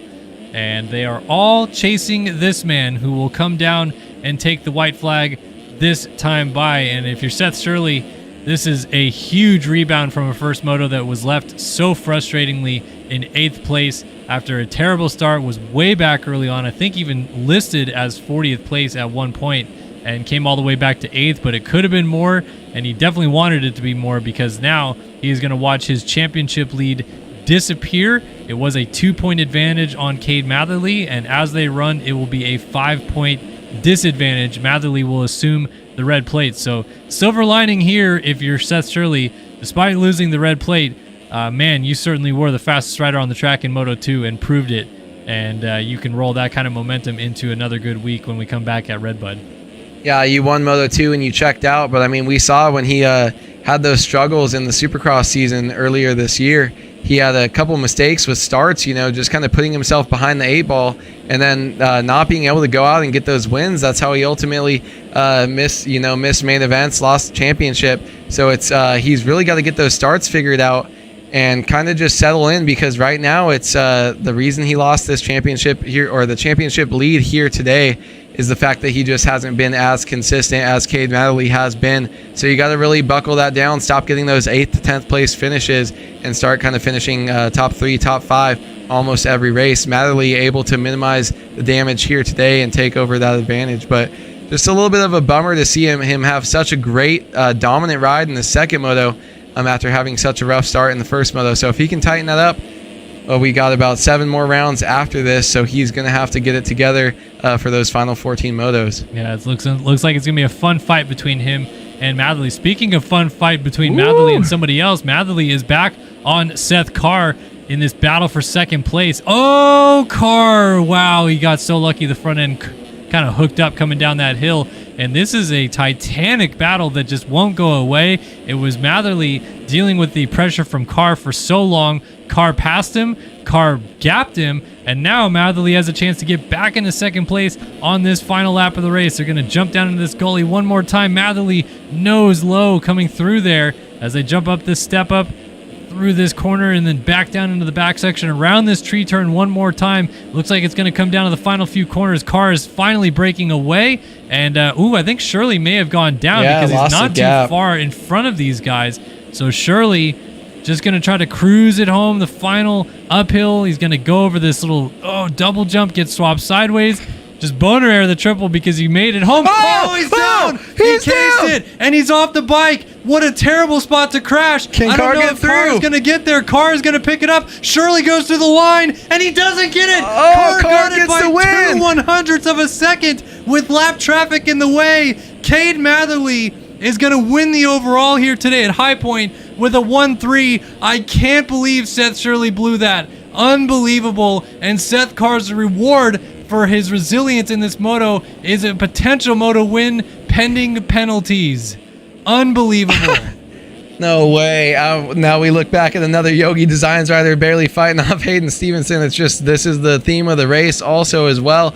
But he's able to he's trying to bring it home. And just like that, he's into a lapper. He wasn't able to get around, or Gatlin, sorry, he was ahead of Gatlin. Gatlin gets into him as well. Gatlin looks to be in a slightly better spot. No, with a quick turnaround, that's going to be Balzer getting up. So he's hopefully going to be able to hold on to this 5th place position as he gets up just in front of him. Man, it's crazy. We saw that little mistake on that double, just lost a little bit of drive, framed that triple uphill, and that was all she wrote for Shirley. Shirley, though, luckily, as he came across in 2nd place, only 200ths, as you said, behind. Stevenson comes through in 7th, Tharp coming through in 8th. It's going to be huge coming down the cuts. Holtze was What is Holtzy doing? He could have maybe gotten after Tharp right there. I don't know. Teammates over teammates it. Maybe he let him around, by or something. I don't know, but Holtzy will Maybe he took him out. bring it home 9th. Evan Stein's much better second moto for him this time around. He is going to finish up in 10th after finishing in 33rd in the first moto. So gets into the points and gets into the top 10 in Moto 2. Austin Schaefer 11th. Johnny Padani is going to go 2-12 today. And Trent Adams, what? Oh, he's a lap down. No, yeah, no. Oh, I was looking at the wrong spot. I was like, I saw Trent Adams going over this tabletop at the top of the hill. Like I saw him going over this tabletop and thought he was going over the finish line. Okay. And so that's why I was confused. Apologies, but Trent Adams ends up at 13th, 12th, 14th. This is long motos, all right. Tyler Nichols in 15th. Spicer 16th. Zollers was the first man to lap down in 17th. Brett Powers 18th. Quinault 19th. And Brune 20th. Let's see those penalties at the top. Let's see if it changes. Oh, car all the way back to third. Car goes from the win to third, and Shirley does pick up the win in Moto 2, but it does also gift another 2 points to Cade Matherly. That doesn't exactly matter because it's a 1 point advantage, I guess, gained for Shirley on net. So he has a 7-point deficit in the championship. He does win Moto 2, and Cade Matherly goes 1-2 today here at High Point to win the High Point National and MX Simulator, and with it, he will have some shiny red plates as we head to Redbud in 2 weeks' time. Unbelievable how this one ended. That's insane. I mean, look at that. 0.8 seconds between the top three. That's why we raced these 36.5 minute long motos that it ended up being here. That's why we battle all the way till the end. And then those cuts to make sure to keep everyone honest with their lines throughout that race. And man, these guys just had insane pace, and that race ended up, that was crazy. Ah, man, I can't believe how that whole thing unfolded at the end. I thought we were watching a fairly simple moto win by Seth Shirley that turned into everything but. And that's incredible, the way that whole thing shook down. But Matherly now has a 7-point advantage in the championship, and momentum's still on his side with his third straight overall win in 4 rounds. So pretty impressive stuff from Cade Matherly as he takes those red plates. And like I mentioned, we do have a break next week. We will not be racing next Wednesday as the series takes its first of 2 weeks off basically on the season. And when we return at Redbud in 2 weeks' time, there will be red plates aboard that Cade Matherly number 25 machine. Wow. Still just catching my breath over that. And hey, we got a pretty crazy first 450 moto to build off of with Tyler Lang picking up the win there. Payson Johnson, Alexis Leclerc getting 4th, Trevor Burns splitting them in 3rd, Eaglin Hunt, and then Carter ending up in 7th. And man, if Leclerc and Carter can ride like we saw them ride through the pack in the first moto and start with Lang and Johnson, we might be in for a barn burner in this 450 class as well. Yeah, I mean, these 450 guys, there was definitely a big mix-up. We'll see if we can get some better starts by, I guess, our championship contenders, see if they can be up there slicing and dicing it. But a lot of these guys have had big mistakes. The 250 class has as well, where you have one great race, one great or one bad moto. So going to be interesting to see what happens here. It's been hard to keep track of these races. Matherly made the math easy going out there, with a 2-2, but it's been very difficult to keep track of overall points as they run so far this year, with just the way these classes have been. A little bit more inconsistency in outdoors than we normally see from these guys. Absolutely. It's certainly been one of the weirder days of the races so far, and how the landscape changed moto to moto. And maybe we'll see a different changing of the guard here in 450 Moto 2. Or if you're Tyler Lang, you just want to build off that moto win, your first win of 2023, winning 450 Moto 1. Now he gets to try to repeat that feat and take the overall win here today at High Point. But of course, Payson Johnson, Alexis Leclerc also would like to say something about that. And I mean, we can't forget about Trevor Burns. I keep talking over him in this regard, but man, Burnsy, one of the fastest riders on the track in that first moto. And even when he was battling Johnson, I feel like was giving him the business. Yeah, I mean, he did. He started up there. He was kind of silent, right? He started up front. He was able to kind of push a little bit and then kind of fell back, but he never really fell back too far. And he was just kind of sitting back there in third place, just kind of cruising around, keeping a keeping a really good pace with those guys. So if he gets another good start, I would not be surprised to see him be up on the box again. He clearly gels with this track. Would really be looking forward to him getting another top 5 start here and seeing what he can do, having a little bit of a breakout ride so far this year, and really get yourself easily on the box for an overall if you can do that. Yeah, absolutely. All right, Studio 8 whole shot picks. A-Wood, who you got? Payson. All right, he is going Payson Johnson. I'm going to go Alexis Leclerc. I feel like Leclerc hasn't gotten the starts that we normally expect out of him this year, but I feel like he's going to be fired up after a rough first moto, getting all the way back to 4th. And I'm going to go the red plate holder and see if he can turn it around and keep this red plate on his bike, because as it sits provisionally, he is 2 points down in the championship of Johnson, and we'll see if he makes it happen as we go to the gate here for the final moto of the night here at High Point. Let's get it. Yeah, I would definitely not be surprised to see Alexis Leclerc get a whole shot. We'll see. Shifter fell off coming up the hill is what Evan Holt has to say about his 9th place finish when his teammate Braden Tharp was right in front of him. Sounds a little suspicious. All right, here we go, folks. Where is the whole shot going to come from? Let's take a look at Carter and see how he fares up the inside this time. I like Leclerc's 30 gate. card is sideways. Here we go from High Point. We're off and running. Zakawi out of the middle. It's Hubbard on the 78. Leclerc leads him into the first corner. He's going to maybe swing a little bit too wide. It's him and Carter. It is Carter with the Studio 8 whole shot award. He just noses out Leclerc, but certainly the two of them were much more fired up off the start this time after that rough first moto. T-Lang is at the front with them. I think Hubbard is up there as well. I didn't see where the one of Johnson is, but this is a great start for some of the guys that had a rough first moto. Oh, man, that is Hubbard going long off the corner in the background. Yeah, I did not see Payson off the start there really at all. Kind of lost him in the mix of those guys. So going to be interesting to see where he kind of pops up. Braden Carter with a great start there. Yeah, and your whole shot pick just a little bit off. I picked Carter the first moto and I blew it. I should have picked him again. Well, I picked Hubbard too. Hubbard had a pretty good start there for a little bit. Castaneda 4th, Gebhardt up in the 5th, Cooper Hunt 6th, Caden Speck 7th, Payson back in 8th, Lynn's Nice, Zane. Far off. Yeah, only 4 seconds off is Johnson. So this is setting up to be pretty darn good if Johnson can get up here. Lang is 3rd, Castellaneta 4th, Gebhardt 5th. Johnson to the outside coming down the downhill, going to get around Caden Speck. Oh, checked up a little bit too much right there, and Speck almost hit him, still side by side with him as Johnson goes to work on his teammate Cooper Hunt. Fellow teammate Walter Gebhardt is just up the road of both of these guys as Castellaneta is going down off the outside of the track. So that's another spot for Johnson into, I believe, 6th position now. Gebhardt 4th and Hunt inside the top 5. Johnson all over Cooper Hunt, trying to give him some pressure and make this pass into the top 5 position before the first lap is complete. As everyone hustles down the downhill, Lang giving chase to Leclerc. Oh, Gebhardt, woo, landed real sideways. Nice job corralling it, and then goes down anyway, so couldn't get on the brakes hard enough, and that's going to promote Hunt into 4th, Johnson into 5th, as Lang stays 3rd, Leclerc 2nd, and Carter leads at the end of lap 1 here at High Point. No, they get together. Carter runs into the tough block, and Leclerc runs into the back of him. They're both down. Johnson's going to go by, and they're going to remount in the midst of this battle now as Devin Davis slices through. Connor Linz, Jeremy Siebold, Zane Urich all went by. Caden Speck, Payson Johnson, Cooper Hunt now into 3rd, into 2nd. Lang assumes the race lead, and it's flipped completely after just 1 lap.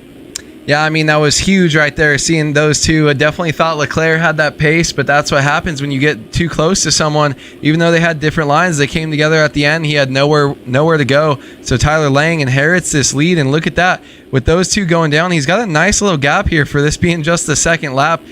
Really can get out front, and he had such a strong Moto 1, was just kind of able to pull away from the field there. For him to find himself in 1st place again, this might be an easy 1-1 for him if he can settle down, put in a couple good laps here, and just kind of get away from the rest of the field. We know he feels comfortable on this track. He showed it first moto with how consistent he was. Going to be really interested to see what he does these next 2 laps with how consistent and how fast he can be. Well, he's going to have some troubles behind him because Payson Johnson is already into 2nd. He's disposed of Cooper Hunt and made that pass. Caden Speck remains 4th. Carter is now 5th. Siebold 6th. And Leclerc back into 7th. So everyone's still pretty close together here, but that good start that Carter and Leclerc got negated immediately with that crash. You hate to see it for both of them because they were going to go so well at the front together, I think. Now they got to try to train forward and get back into the mix of this, as Johnson will now set sail on Lang out front and see if he can make this a repeat of the battle we saw in the first moto, Lang versus Johnson in that one. Are we going to be seeing another one of it this time around? Johnson, of course, has to catch him first from 4 seconds back, but something tells me Johnson has the speed to do that. Yeah, I mean, he definitely does, and he's starting off in a lot better position. Look at them a little overriding the track early on in the race, but he's able to kind of come back from that very quickly. I would start worrying here in a couple laps when this track starts to break down and Payson can really ride that ragged edge.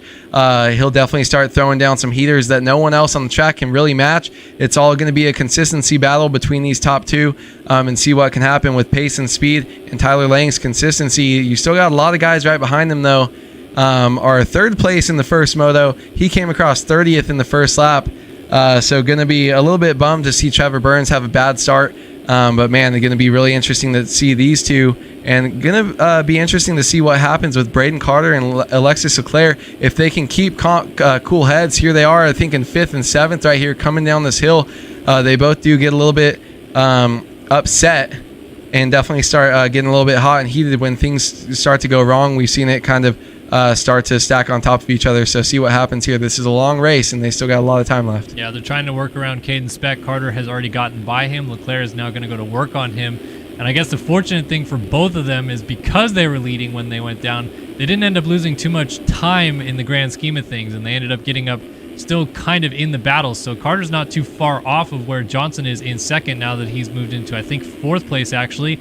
Speck 5th, and then Leclerc 6th, trying to go around the outside of him at the top of the hill, and Speck goes down. So Speck is going to go from inside the top 5 to 7th by the looks of it, maybe 8th, yeah, 7th, as he lost another spot. Connor Linz is in 6th place. The FXR rider looking very solid in this early stages of this one. So Leclerc up into the top 5, Carter 4th, Hunt is 3rd, and Johnson still in 2nd as they all chase Tyler Lang, dropping down the hill. 5 minutes complete, 25 minutes and 2 laps still left to go in this race. And Tyler Lang is looking to go 1-1 here today, 3.9 seconds ahead of Johnson. But really, our top 5 still just separated by 10 seconds. And actually, good battle brewing between the teammates. Carter has Leclerc catching him, and this could be interesting to see if Leclerc can get around Carter and start setting sail after Hunt and Johnson ahead of them. Yeah, both of them worked their way up into a top 5, and just like this was the battle that we had going on for 1-2 coming into this, and now they're both able to kind of remount, take a deep breath, set their sights back on moving forward, and they're not too far out of the lead, so it's going to be interesting to see what can happen here. Look at that. Rails up the inside, though. Leclerc, when he gets in the back of him, Leclerc, was pushing when there was definitely no room there. Yeah, just got a little bit too antsy, wanted to make that pass happen. You get a good drive sometimes like that. You pull about a second in one corner, you kind of just go for the pass. But Leclerc got a little bit too far ahead of himself right there, unable to make the pass happen. That's just going to move him back and have him kind of fighting back from where he just started. You don't want to be doing that so early in the moto. Yeah, and my understanding of these two is that they're not exactly hanging out on Discord chatting despite the fact that they're teammates. So I don't think that that's a situation where Carter would have maybe even heard that Leclerc was coming based on Leclerc speaking with him about it. So that happens sometimes. Even if they're teammates, it doesn't always work out that they're just hanging out and chatting together.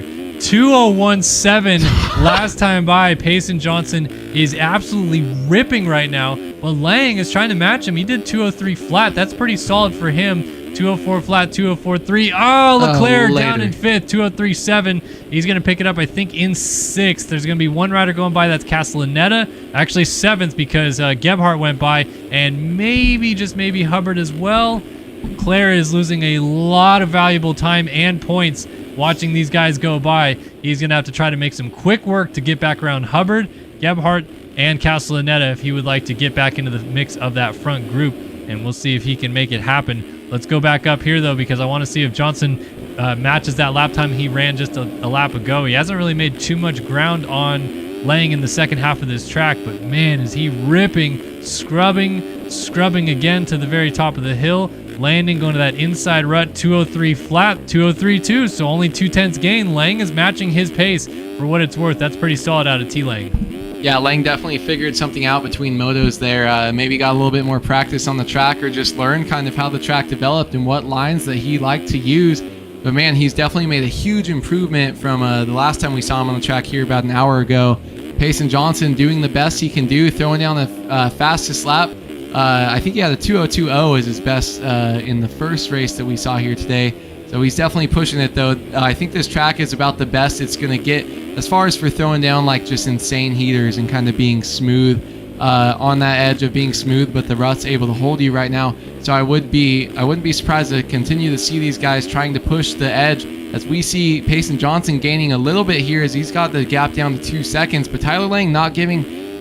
He's giving maybe just an inch, but not much more than that, man. He's definitely holding strong here, and it's hard to do that when Payson Johnson's on it. Yeah, he is certainly pushing the pace right now, as we always say, no pun intended. Payson pushing the pace, but Ken Lang respond again. Yeah, pushing P for sure. Ken Lang respond again. I mean, lap times have been quite similar the last few times through, and Lang is just trying to at least match the pace.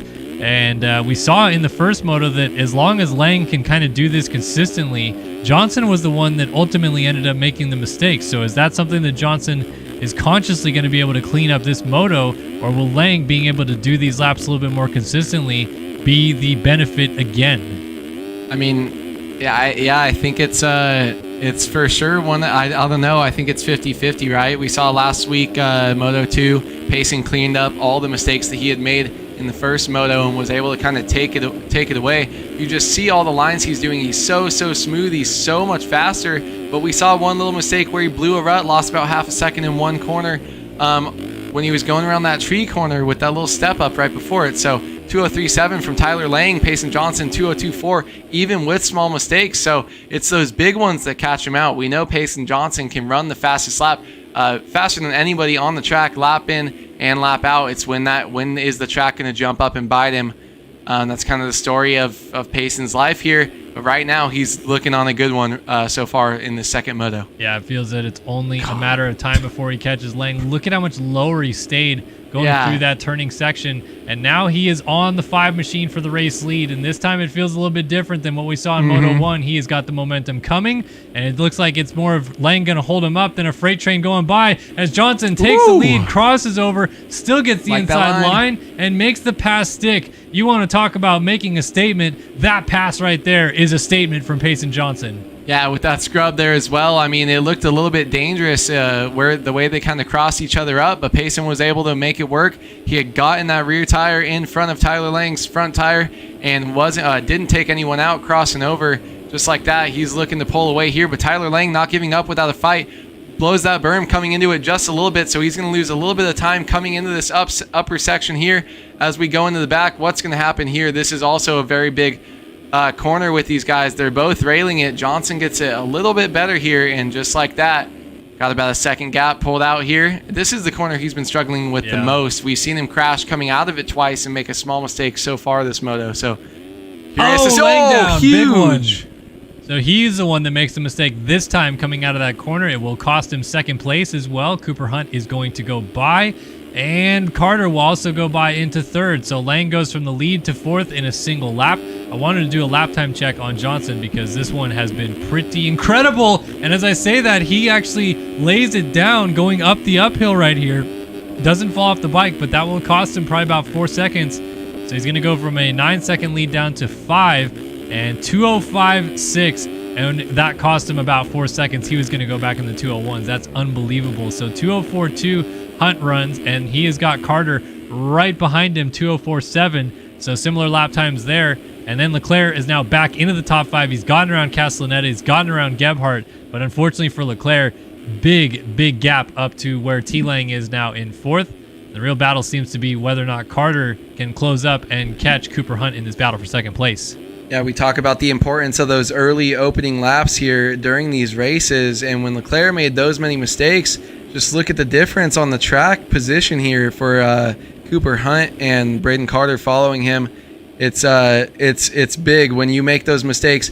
You know, one, you got into it, okay, you and your teammate both caught up, but then you start making mistakes on your own, and you just kind of write the story to your own race, putting yourself so far back you can't even see the guys, spot them on the track, or kind of check with what their pace is. So Braden Carter definitely having the best chance to move up, but Cooper Hunt having a great ride here in this race so far.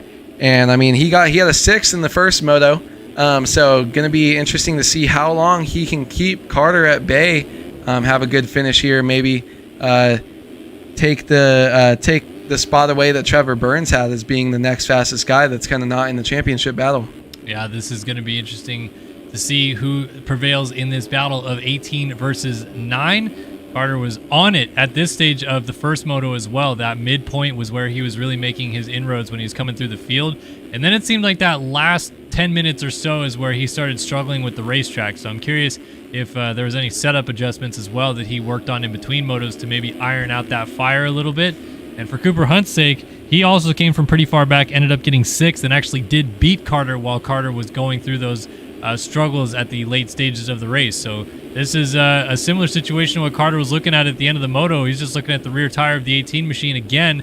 This time, though, I feel like he wants to try to make the quick pass and get around him and try to get away with this second place position, because he's not too far behind Payson. I feel like we got to remember that Payson Johnson was making a lot of mistakes. Oh my goodness, how did Hunt not go down right there?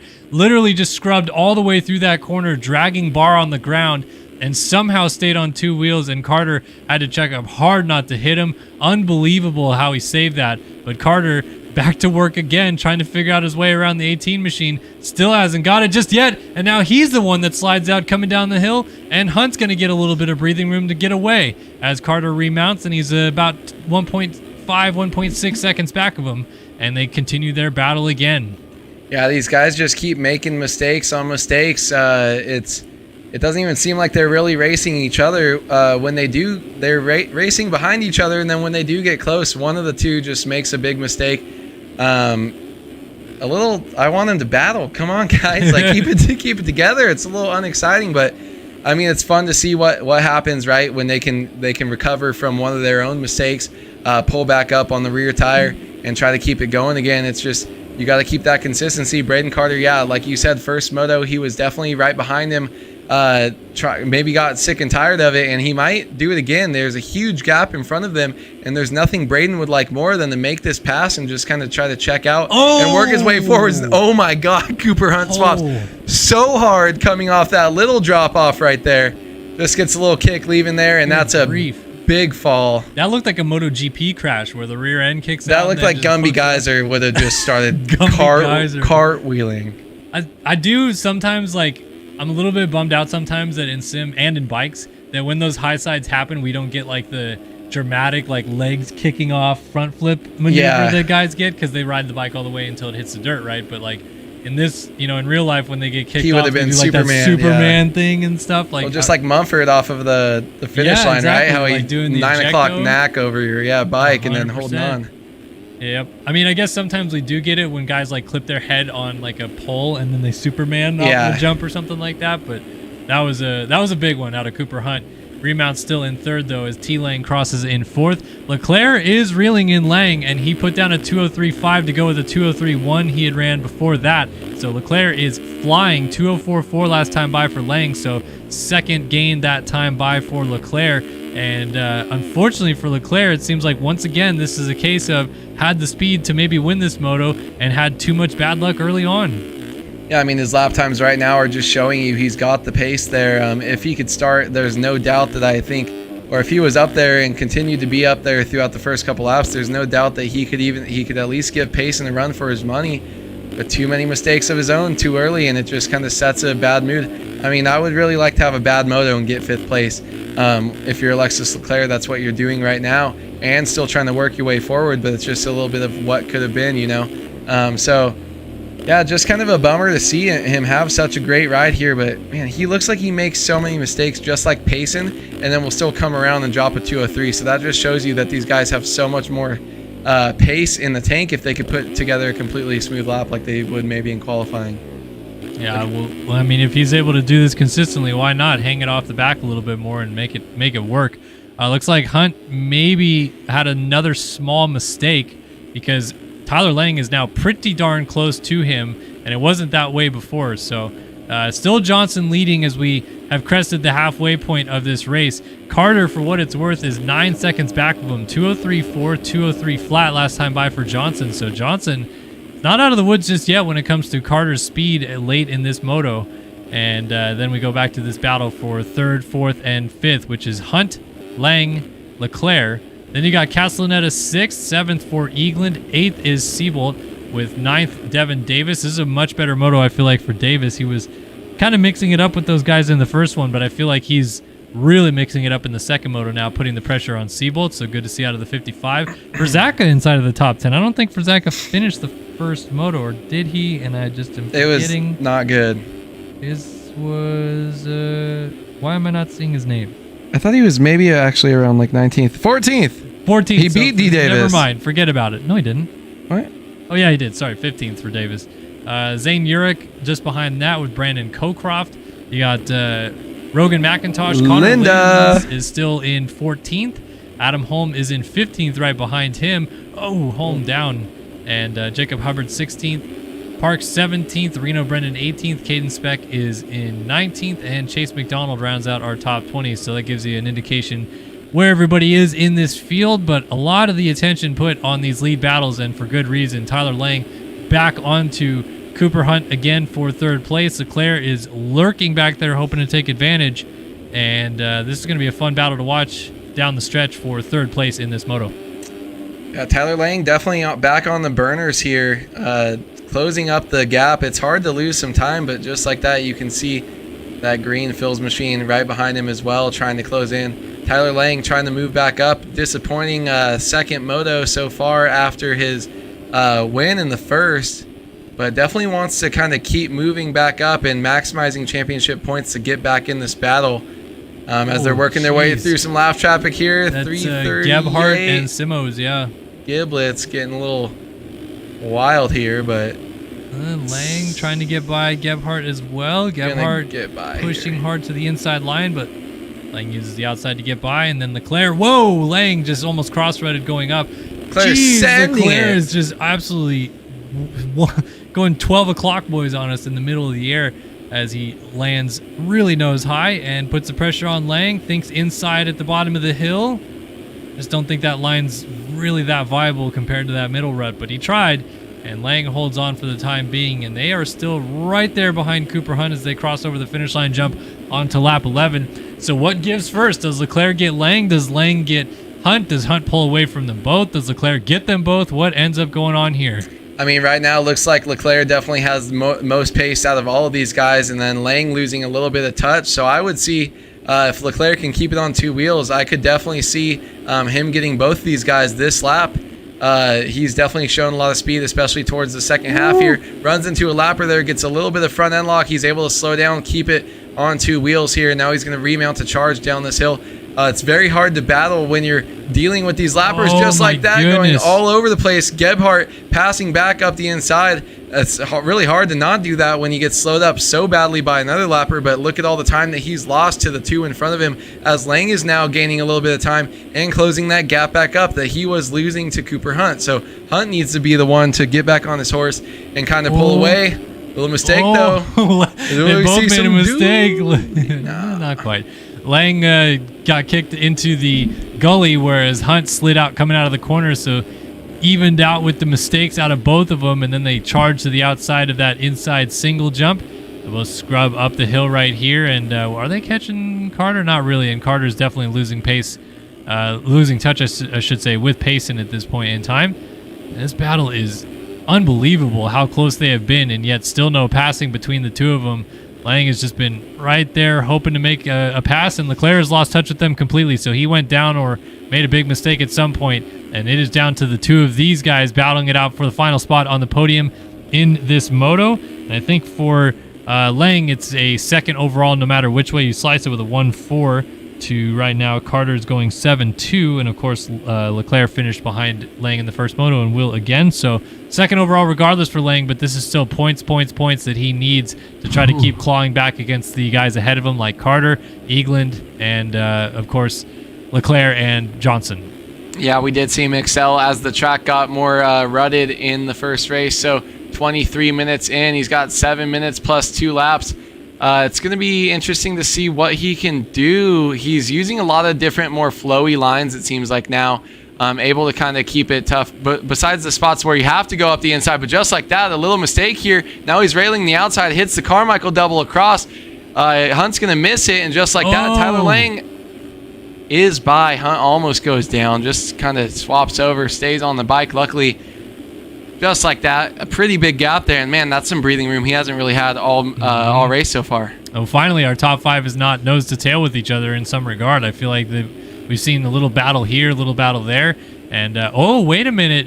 I think Johnson recently went down because Carter is on him. Carter is only 2 seconds back. 203s are still the status quo out of Carter. 203.9 last time by. A 202.8 for Johnson. But man, oh man, Braden Carter, is making this interesting. Carter has not relented in his charge after Johnson, and we saw Johnson have struggles late in the moto in Moto 1. Will it happen again? Ooh. And if he does, it would gift T-Lang the overall win with a 2-2 versus a 1-3. So this is critical stages, not only for this moto win, but for the overall win if Carter can make it happen and get this win done. Yeah, man, Carter definitely pushing here. We're going to have to check lap times when they come around, see how big of a fall that was. Wonder if it was lapper induced or if it was on his own since we missed it. We know that Payson has trouble keeping on 2 wheels as the race goes on further and the track gets a little bit more rough. He's just continuing to run hot laps. It seems like all these guys are, though, throughout this whole race. Well, now that they've kind of figured this track out, learned how they can jump the lines. So we're going to have to see what happens here as he just came across. If we can check and see his lap time real quick. Yes, it is a 2:13. So yeah, definitely a crash. One big fall off right there. And Carter with the 2:03.9. He's been consistent. Whoa, goes through the wall. We don't like that corner for a reason. That's it right there. Braden Carter, though, needs to remount the charge. And hey, maybe this 2-second gap. Now back to 1 second. Small mistake by Payson. We see him coming from the far right side of the track there. Back over only half a second. This might create some pressure for Payson and see if he can. Carter. Oh my God. Ooh, they both swapped pretty hard coming down the hill, and pretty lucky that neither of them went down. But that is luckier for us that now we get to see a true battle.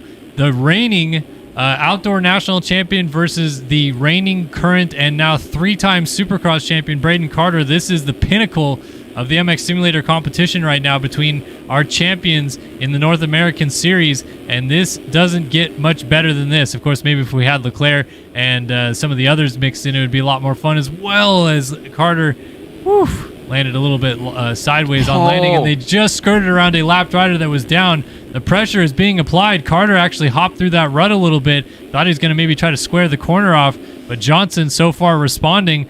Still little mistakes though out of the one, and now Carter hopping into the rut awkwardly, and there's another lapper down. Can Carter take advantage? To the race lead goes the 9, and he's got it. Braden Carter leads at High Point. Yeah, I feel like lappers are going to continue to be a part of this race as we move on further into it. Look at this, Payson Johnson jumping out of that section. These guys have both figured out so much of this track. Braden Carter, though, missing that rut, just kind of jackknifing it. Now they're up side by side. Payson Johnson trying to push 2 different ruts here. Let's see what happens. Payson's going to get the edge a little bit. Let's see what happens as they come down this hill. Oh, my goodness. Payson really just flew right back for the lead. He did not want to let Carter lead a lap, and he has kept it at that status. Carter gets a drive up the hill to the right side by side, nearly dualies at the top of the hill. Carter swoops to the outside. It'll turn to the inside here. Does he get the spot? No, Johnson just holds it as Carter funnels in behind him. Someone a lap down, 360s to death. And now Carter has a little bit of free room behind him. He doesn't have to deal with that guy anymore. Tucks to the inside. Thought about maybe diving up the inside there, but Johnson holds steady. Unbelievable back and forth action with just 3 minutes and 2 laps still to go in this moto. It is anybody's guess as Carter noses it in and goes down. Pushed over that inside rut just too far. Instant legs off with his head hitting the ground. And Johnson now has the gap that he needed. Yeah, man, all of that battle kept going for so long, and for him to finally get it and then make that mistake right there, just a bummer for him. Now he's making some more mistakes of his own. He's going to be back with all these lappers that he just passed. I think that lapper that went down that's now almost back on him was Walter Gebhardt. I think he was pushing and running through with him the whole time that we saw him maybe 10 minutes ago, kind of holding up the leaders a little bit, trying to race with them. So Braden needs to stay in front of that lead pack right there. of lappers very badly, or else he might fall back towards Tyler Lang, who Tyler Lang is now closer to Alexis Leclerc. They're still having a battle right behind that group, but yeah, Carter kind of all on his own right now. Yeah, he's going to need another late mistake from Johnson, and maybe even then some, because that gap opened up from, it was nose to tail, and now it's 12 seconds, so it must have been a lengthy fall-off crash for Carter, and that has really hurt his case at trying to win this moto as he makes another mistake. So here's Lang in third, and then, like you said, Leclerc right behind him in fourth. It is tightening up. Yeah, if Lang gets him, and then the math on that, if Carter did put Payson down, he would have actually went 2-2, and then the 1-3 would have got the overall. But now it's up to Lang. Lang can get the Carter that's been making the mistakes, and get up there and hopefully make that pass to get himself the 1-2 for the overall. So that would be interesting to see if he can do it himself. But well, man, it still would not be the overall because Johnson's going 2-1 right now, so Johnson better second moto score. Yeah, I'm dumb. Okay. Never mind. But yes, it would tie. It would at least tie points, and then Leclerc would lose it. Those two would evenly match. Yep. But well, Leclerc's trying to do some more damage limitation again right now. He ended up losing those 7 points, or only 4 points, I should say, to Johnson in the first moto. So provisionally entered this moto 2 points down in the championship. But right now he is losing 7 points to Johnson. Would go from 2 down to 9 down. And if he could get this pass on Lang, it would at least only be 7 points back in the championship. So Leclerc doing damage limitation as we are into the final minute, actually only the final 15 seconds before clock expires. We are looking at 3 to go right now at High Point, and it is all down to this to decide overall wins, race wins, and which way the red plate goes in this championship. yes, sir. Look at him picking just the way he can pick his way through some of these routes. I mean, any of these guys, when they kind of get that flow for, half a lap and they just start kind of railing these routes, you'll see them stay on that top side, jumping the braking bumps, doubling, tripling into corners, and just flowing around the track. These guys will do it for a couple sections, but it's hard to kind of keep that pace, and that's what you see Payson Johnson's doing up front when he's running those 202s still late in the race.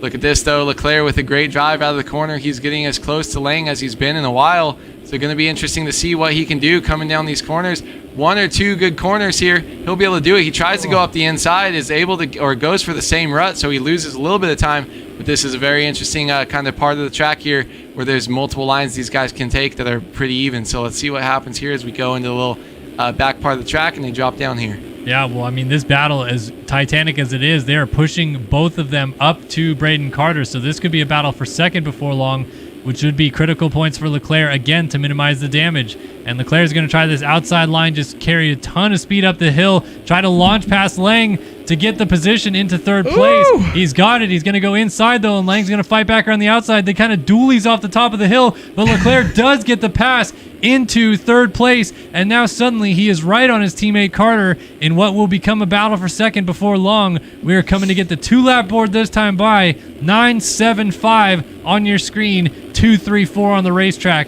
This battle is far from over. Yeah, man, that was just crazy. He's been setting that. It almost reminds me of, remember when you used to do that scrub jump down in the goalie and you would have just try to seat bounce and boner air as far up the hill as you can get? Yep. It just kind of seems like he's doing that back there, launching as far as he can, landing on that rear wheel, knowing it won't get out on him. And Lang goes down right there. So he's going to lose a bunch of time there. He's going to have to just get up and remount and try to just keep pace and hold that position that he's been in. Let's see what the gap is behind him. What the heck just happened? Leclerc. A lot of room. So Leclerc was right on Carter. Leclerc and Lang both went down. Now Carter's not too far back of Johnson, who's amidst a heavy dose of lap traffic. And at one point, these guys were only about 7 seconds apart. And then it seemed like 3 of the four leaders crashed at the exact same time. With Johnson down, they all closed up. Then Leclerc and Lang both went down, so Carter's the biggest benefactor, but then Carter is down, so Carter's going to have to pick it up, and he is going to be right in front of now Lang, who got by Leclerc as Leclerc was down again. Oh my goodness. These guys are falling apart. Yes, completely falling apart. Lang with the triple whip right there, able to bring it back. No one wants to win this race. Is that Braden Carter off the track too? It didn't even look like a full fall, but he was so far off the track. Must have slid out, caught it, went so far off. Look at this though. They're nose to tail right here, coming in different lines. Carter on the very inside. That's a little bit slower than the main line they're taking, and he fades too far out. That definitely loses you some time right there. Tyler Lang now. So he's back up in the second place, right? Yeah, so now this will be the 1-2-2-1 where they match points on the day. Payson will get the overall with his 2-1. But Tyler Lang gaining points, and Leclerc once again back into fourth. And man, one more crash, he might even lose that spot to Cooper Hunt, who's only 10 seconds behind him. So he's got to watch out for that for his championship points that he's got today. Yeah, this suddenly turned into a bit of a crash fest on these last few laps. Carter is not done with Lang in the battle for second, though, so don't write it home just yet that this is going to be a 2-1-1-2 day. Braden Carter wants something to say about it. He thought he could maybe win this moto. He thought he maybe had a second place under wraps, and now he has to deal with it all the way to the flag to come off of that win in the second moto at Thunder Valley. He does not want to have a moment here where he ends up going 7-3 on the day and loses quite a bit of points. He is trying to minimize the damage the same way Leclerc was, as Lang kind of skips into the corner. Now Carter legs off, hits his head on the inside hay bale, and that's going to be Leclerc picking up yet another position. Or will it? Carter got going Not just yet. as Leclerc got there, and the lap traffic so much around in this battle, it just is relentless, these guys dealing with them. And now Leclerc gets kind of skipped sideways coming down the hill. Got a lot of time back to Cooper Hunt, so he can send it, and Carter is down to the outside of the track. Carter has fallen apart here, and it looks like it's going to be a 7-4 day for the 9 machine as Leclerc moves up into third. Leclerc looking at a 4-3 day with Lang's 1-2, 2 Johnson's 2-1. Weird day, weird end to this race, no question about it. Yeah, just an absolute collapse from Braden Carter there this last lap and a half or so. Man, it's just crazy. You're pushing so hard. You've ridden such a great race with these guys. All of these guys so far, and I think we're starting to see the separation in the championship with Payson, Lang, Carter, and Leclerc. But man, Carter just not able to stay on the same level as these guys near the end of the second moto today. And man, just maybe getting a little bit tired, a little bit frustrated, losing focus, and it's just kind of gone all downhill. He just needs to focus on staying in fifth. Lang almost, or staying ahead of fifth. Lang almost goes down right there, as we see. That was crazy. Oh my Both goodness. these guys chasing Payson. Yeah, here it is to the flag. Payson Johnson responds to that win from Tyler Lang in Moto 1 with a win of his own in Moto 2, and that will take the High Point National for Payson Johnson. Clearly, the night is done for him as he immediately disconnects a 2-1 performance to win High Point, but at least Lang matches him on the day. He is going to go 1-2. They both pick up huge 47 points as Johnson will retake the championship lead away from Leclerc, who on the day overall is going to lose, I believe, 10 points to Payson. I'm trying to do the quick math in my head real quick. He lost 4. 5 that one. So he lost 9 points total to Johnson. It's going to be a 7-point deficit in the championship moving into Redbud. And then Braden Carter crosses in fourth, immediately disconnects as well. Rough end to his moto. Cooper Hunt ends up fifth in this moto. He's going to go 6-5 on the day, with Colby Eaglin finishing sixth in this moto. He's going to go 5-6 on the day. So Castellaneta 7th, Seabolt 8th, Adam Holm 9th, Furzaka in 10th. These are battles still coming to the flag, of course, though. Davis in 11th, McIntosh 12th. Okay. Dave, I don't know why it auto connected to Davis. Hubbard is in hacking for screen 13th. time. And then Parks 14th, 15th for Lynn, 16th for Blakely, 17th Urick, 18th was Trevor Burns, 19th for Cocroft, and 20th was Caleb Hall. Waiting for a couple of these battles to finish up, though. McIntosh still behind Davis. Furzaka still on Holm. And Seabolt has crossed the line in 8th. Is anything going to change here with Furzaka and Holm or Davis? Let's see. Maybe with cuts. Better ride so far, 14-15 for Furzaka and D. Davis, and they're finishing just in front of each other again with the 10-11 in the second moto. So better second motos. Furzaka absolutely ripping around that corner, trying to see if he can gain any time here. Not going to be enough, but maybe get close enough for some cuts. You never know. Always keep fighting until the very end. 1.4 down could be. Davis coming across. Yeah, Davis did hold off McIntosh for 11th. Arc. Solid effort there. And Hubbard just kind of cruising it to the flag. Looks like he's still got a few corners here to go. Who else hasn't finished? Who's that white dot on the track over there? That is Kyle Robb. White dot on the track. And Ryder Robb using Byron Downan's number. And Gonna bring it all the way bike. home. Yeah, Gebhardt's bike, and he'll finish up in the 26th spot. Robert Wilson, JGMX, Kyle God, there's Boardman, someone in the first corner. Chase McDonald. No, it's a black dot. No, white dot top right. Yeah, that's we were already on him. It's where is it? This guy, Hubbard. Oh. So he's 2 corners from the flag. We'll get there when it's time. He looked like he was going from, maybe he finished and thought he missed a gate. No, he's just been taking his time. Huh? Well, he was going top left to bottom right, so I was confused. All right, he crosses the line. Let's see. Looking a little further up the field. Nothing really changing up front as Johnson takes the dub here tonight at High Point. Whoa, what a night. What a weird end to the night as well. That last race was pretty incredible. Back in studio one more time with you guys, Kellen Brower and Andrew Wood. Man, Johnson gets the dub, takes the red plate back, but I feel like this championship is far from over, man. These guys are fighting for it every single lap. Yeah, I mean, it's interesting to see, too. Tyler Lang, he was kind of a little bit further back coming in, but had 2 great rides here today. Not going to gain any points on Payson, but definitely going to gain some points on Leclerc. So trying to tighten up that battle for these top 4 that we see, trying to separate themselves. 7 rounds to go after this, a week off, so we'll see if anything changes there, but going to be interesting as we keep moving forward. I like that we have both championship races are pretty close. Yeah, definitely. With Cade Matherly and Seth Shirley going at it in that 250 division, Cade Matherly now takes over the red plates, so pretty interesting night of racing where we see both red plates change hands, but unfortunately for us, we're going to have to wait 2 weeks' time to figure out what those red plates look like on those machines because we are off next week. There is a break in the schedule before we continue with Redbud. Of course, that Redbud National will be June 28th. So 2 weeks' time from now, be back with us here on Star Your Systems when we'll be bringing you guys the Redbud National and having a lot of fun doing it. America's birthday that weekend and into the next week as well, so always a good time for that. But yeah, good times here tonight at High Point. Big shout out to RaceFactory Gaming and the RaceFactory Gaming track crew, all the sponsors that are on board with the series, as well as all of you folks who are watching at home. Andrew, thank you again for joining me this week. Hope you had a good time. Thank you. I did, as always. Awesome. Good to see it. And great to have you all with us for another week of RaceFactory Gaming Nationals. We'll see you guys in 2 weeks for the Redbud National. Enjoy your guys' week off next week. So long for now.